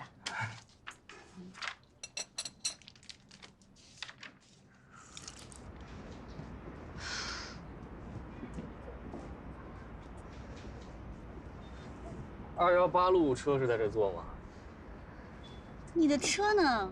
放单位了。那你明天怎么办啊？坐公车呀，在公车上偶遇，应该不会有人说闲话了。你不用这样吧？今天翻译表现不错。饿了吧？我让礼宾部的同事给咱俩留盒饭了，你也没吃。去我家吃吧，我们家还有速冻面。 累了一天还吃速冻食品，多可怜！你来我们家，我给你做。别做了，多麻烦呀！我冰箱里还有寿司。那不还是速冻？不是速冻的，我做的。哟，你还会做寿司呢？那是，会做的多着呢。你还会做什么呀？你想吃什么？广东菜、粤菜，啊，不是广东菜就是粤菜啊。川菜。 日本阿姨，下班前请帮我从楼下日料店打包2人份寿司，还有天妇罗。我半个小时以后到，东西放下，你就可以走了。谢谢。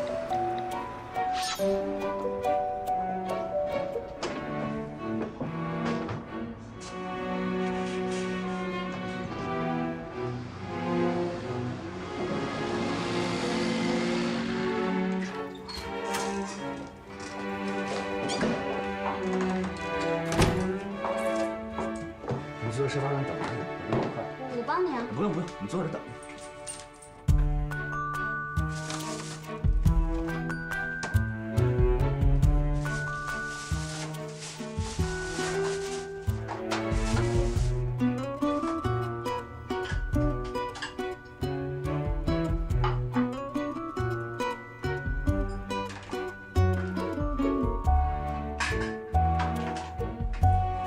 久等久等。 饿了吗？简单营养又健康。哎呦，白马庄园呢？你认识啊？喜欢吗？关关于这个酒的特色还有历史，我能跟你聊一下午，但是我好像只喝过一次。为什么只喝过一次呢？大部分人都只喜欢拉菲。有品位，有品位吧？像你这种理论家是怎么成为侍酒师的呀？我呢，就是把喝红酒当成背单词，我喝一次我就得牢牢记住它，然后我多读那些专业的书。我没喝过，我气势上要过硬啊。比如呢？比如，2010年真是一个红酒的好年份啊！怎么样？很有气势吗？有。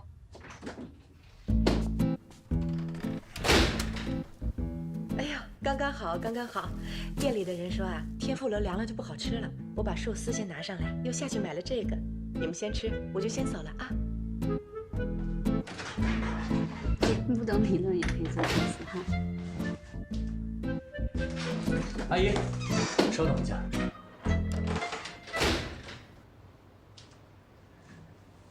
我妈一个月给你发多少钱啊？3500。这是4000，你这个月的工资，多的500是因为你照顾了我哥。应该的，应该的。你妈请我就是一天做3顿饭，到哪都是做嘛。还有就是明天你就不用来我这儿了，你就把我哥的手照顾到他康复为止，工资从我这儿领。就是不从你妈那领工资了，对吧？对。等我哥手康复以后呢，你也不用来我这儿了，因为我以后可能不需要别人帮忙了。为什么？我找张总去谈，他肯定不会同意的。这次他同意了。是不是我做的饭菜不合口味？没有没有，不是您的问题，是我的问题。我工作出现了一些变动，我可能要出国。真的要出国啊？对。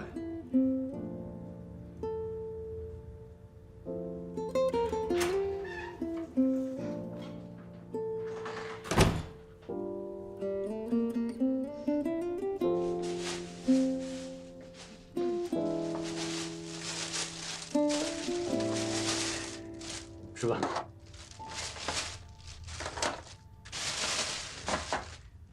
其实你刚才不用关门的，隔音挺差的。我会照顾好我自己的。我知道你能照顾好自己，你自己在瑞士生活那么久，肯定可以。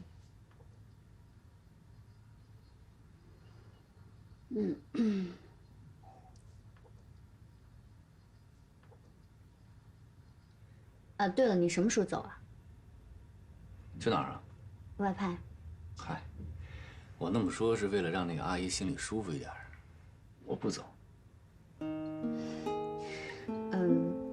你是为了我在跟家里闹别扭吗？你又胡思乱想，是不是我哥又跟你说什么了？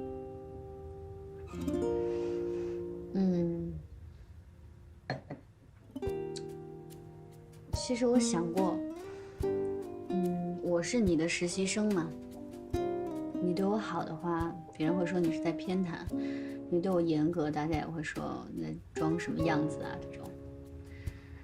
所以只要我跟你在一起，我们的关系就会成为你事业上的屋顶。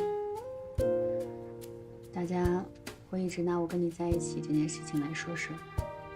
我不在乎，我也不害怕。我难道还要靠别人怎么说我活着吗？我只会听从我自己内心的声音。对了，跟你说件正事儿。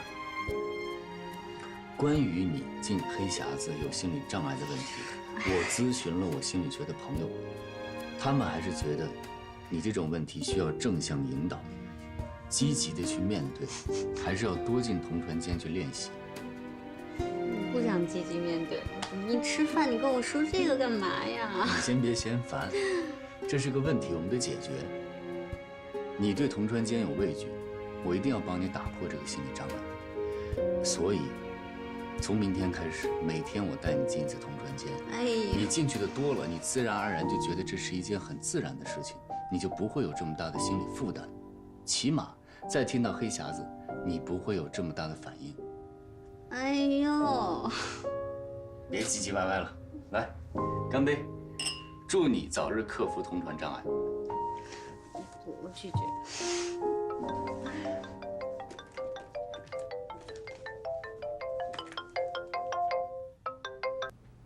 哎，乔飞啊，我是张医生，你不是让我有事直接跟你联系吗？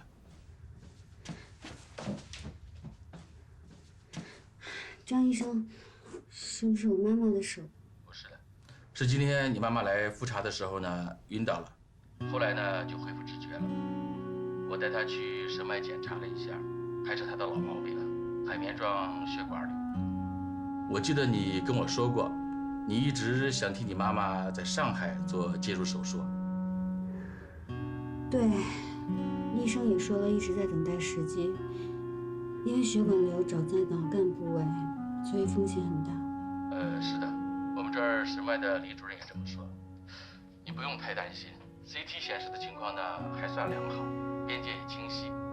但是他让我必须通知你，你妈妈出现晕厥的症状呢，脑干周围啊有渗血点，证明最近一个阶段要加强注意，密切的观察。如果周围血管有出血前移，就需要立刻手术了。好，我马上回来吧。你也先别急，我建议你尽快和上海这边的医院联系，确定方案，把他接过去。我打电话给你的，就是让你心理准备，手术是势在必行了。你作为家属呢，要有了解，但不要过度的担心，干扰患者的情绪。何况你妈妈的心里，你就是她的一切。我明白了，谢谢张医生。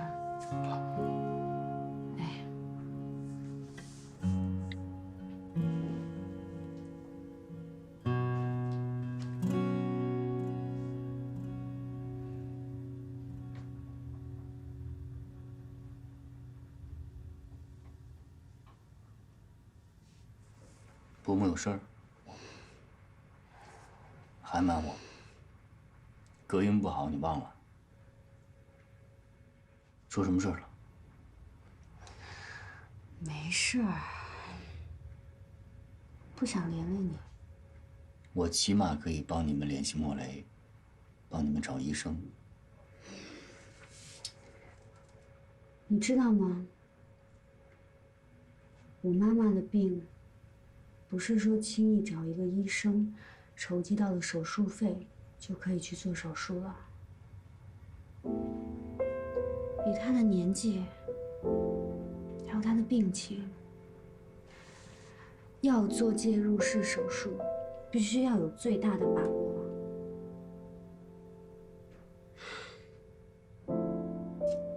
所有人都跟我说，做手术要么成功，要么就是生死一线。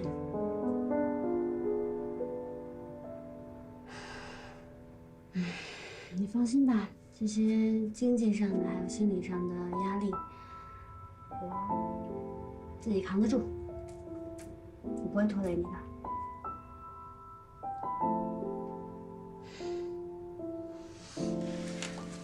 拿起来。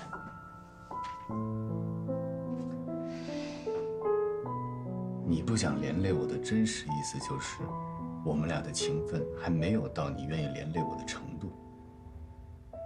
这么见外的话以后不许说了。你的事儿就是我的事儿，你愿意连累我，我很高兴。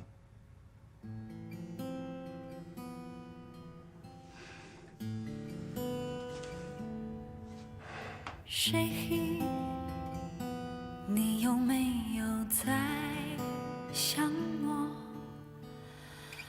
怎么一想到你，别害怕，我在这儿，咱们一起想办法。谁？从遇见你那天起，我是不是就深深爱上了你？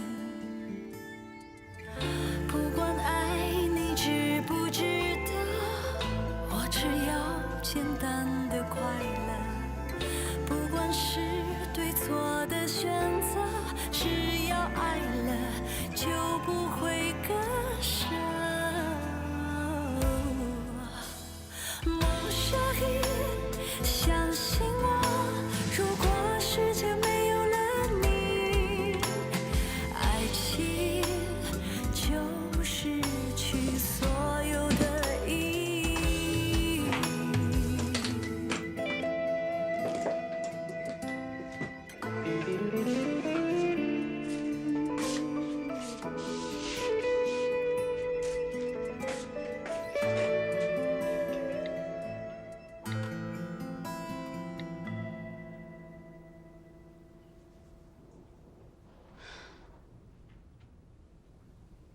你先别急，乔飞。你妈妈的 CT 明天能快递到上海吗？这样，明天你来医院找我。好。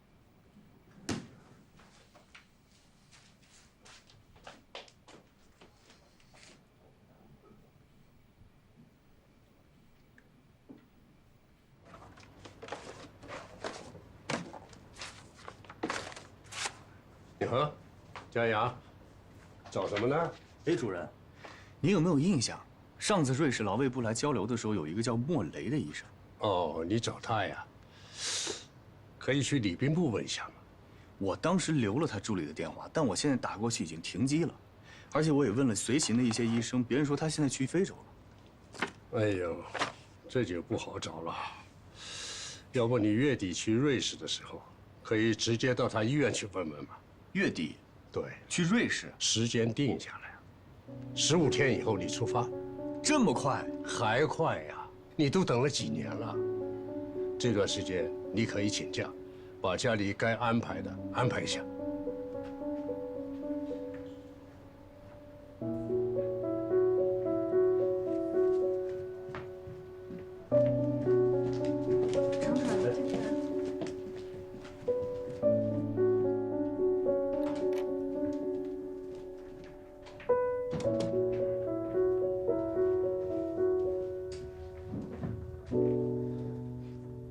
主任，这次能不能别派我去瑞士了？为什么呀？这么好的机会，我家里有点事儿。什么事儿比你的事业更重要？外派的机遇难得，可遇不可求啊。我知道机会很重要，但是我觉得我还没有做好准备。还有就是我家现在出了点事儿，我不想离家太远。家里出什么事儿了？一个对我很重要的人生病了。你妈妈？不是我妈妈。哦，那你爸爸和张总都知道你的决定了吗？我自己的事情，我自己做主。别急着那么下决定，你再跟我好好考虑一下。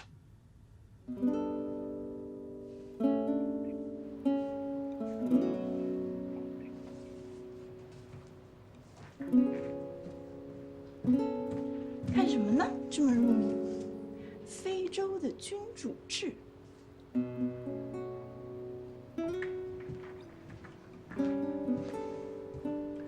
下午没有翻译任务，你们都去训练室训练吧。走吧。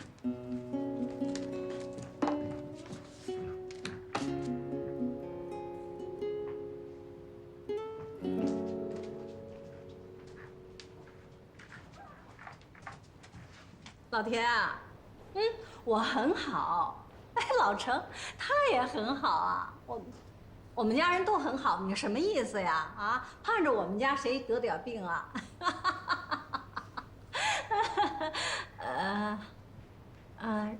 什么？嘉阳不去外派？哦，大概我知道一些事情。不是家里的。行吧，好，祝你身体好。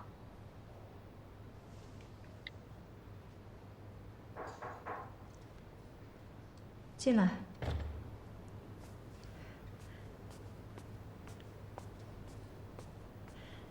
张总，耶，你怎么来了？工资没打给你吗？啊，收到了，收到了，我是来退工资的，嘉阳已经给我了，你再给就多了。哦。他怎么说的？他说以后我的工资就他给，但是要我去照顾佳明，等佳明的手完全康复了，他再给我找新的工作。新的工作？嘉阳是不是要外派呀？不知道。我估计大概是他谈恋爱不好意思了。昨天他带回来一个姑娘，长得还挺漂亮的。是不是佳明隔壁的女孩？佳明隔壁住的是谁？我不知道啊。对了，佳明的手怎么样了？他每天练习着缝合，缝个橘子都合不拢，看他挺受罪的。这孩子真是太执着了。这医院里又不是只有他一个外科医生，干嘛这么拼命？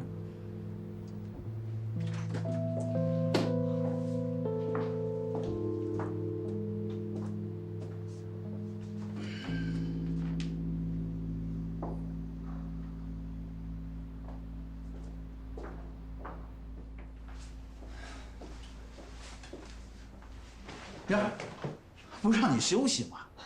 在家待着不踏实。哟，你呀，让你做2台手术啊，你什么就踏实了。走。我这次来找您啊，就想跟您说这件事儿。我的手恢复的不是很好。那天的手术不是很成功吗？手术的时候吧，可能太专心了，觉得没什么，手术完就不行了。哦，这样，我安排医院的专家给你会诊一下。哎，主任，我想再观察一段时间，毕竟我这伤啊刚好，而且我暂时还不想让别人知道。啊，我明白。主任啊，我其实是有件事求您的。我有一亲戚，他得的是脑干中枢神经区域的血管瘤，一直在等待最佳手术时期了。如果可能，我想请您和莫雷一起主刀。本来呢，我是想带他去瑞士做手术，但是我担心这个飞机啊会对他的颅内压有影响。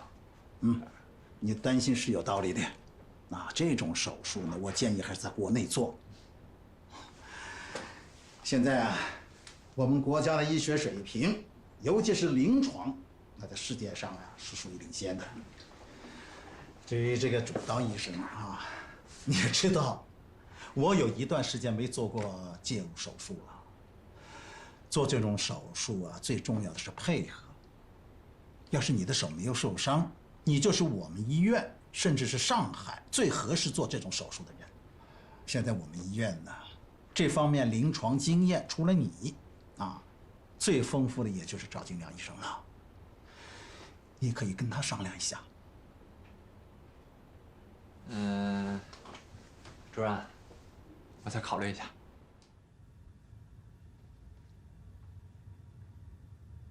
你漏了一句啊！还真是。不像你啊，心不在焉的。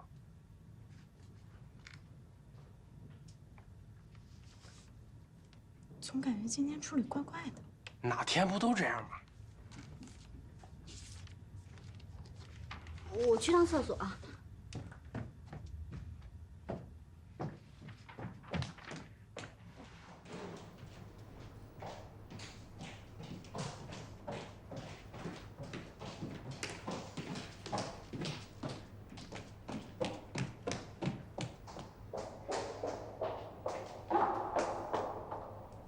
找我呀？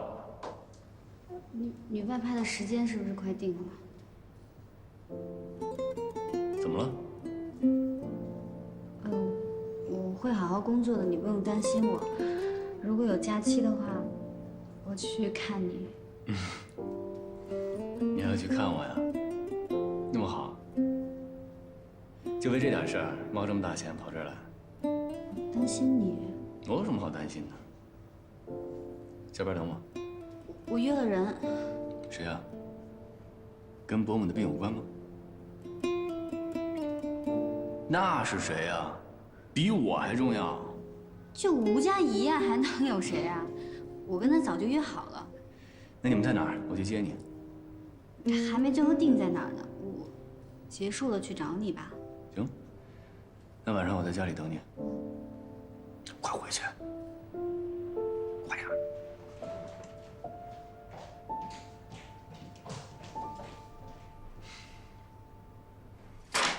这个呀，就是肾血点，有明显的造影。阿姨如果再次出现昏厥，那情况就不好了。现在医院给打的针啊，是消炎化淤血的，但是不进行手术还是没办法控制。如果血管瘤压迫，就有可能造成血管爆裂的危险，所以要尽快手术，转到上海医院观察2、3天，等到肾血点的淤血收干净了，马上手术。成功率是多少？小飞，你是知道的，手术没有绝对的乐观，但你也不要悲观。费用呢？原来那个你又回来了。说什么？那个倔强的，把背上的刺都拱起来，不让人接近的乔飞。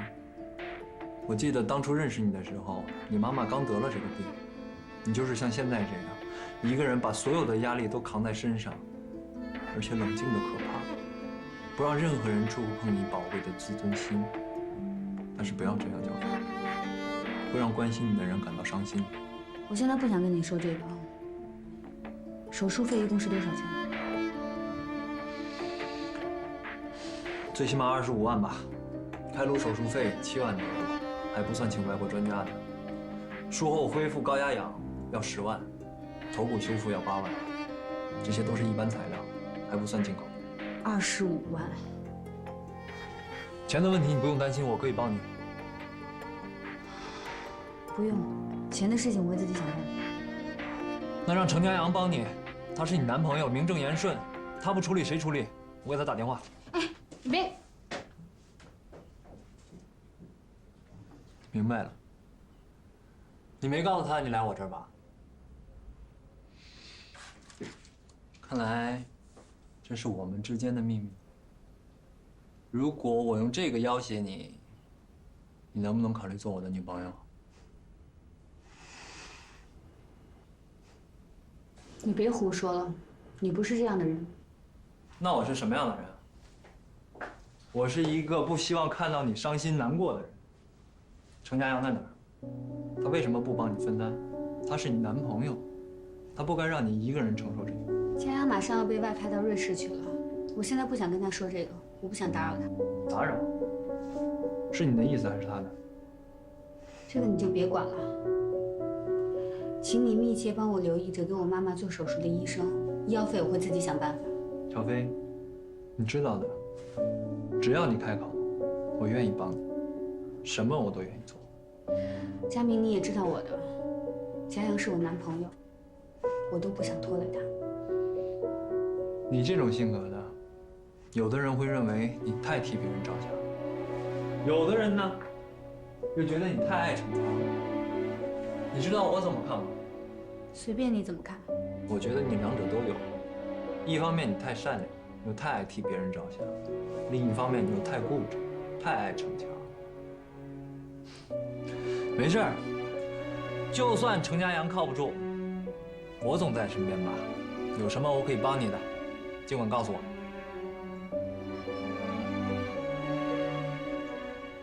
我确实有一件事情，请你一定要帮我。一定。就是关于手术费的事情，请你一定不要告诉佳阳，替我保密。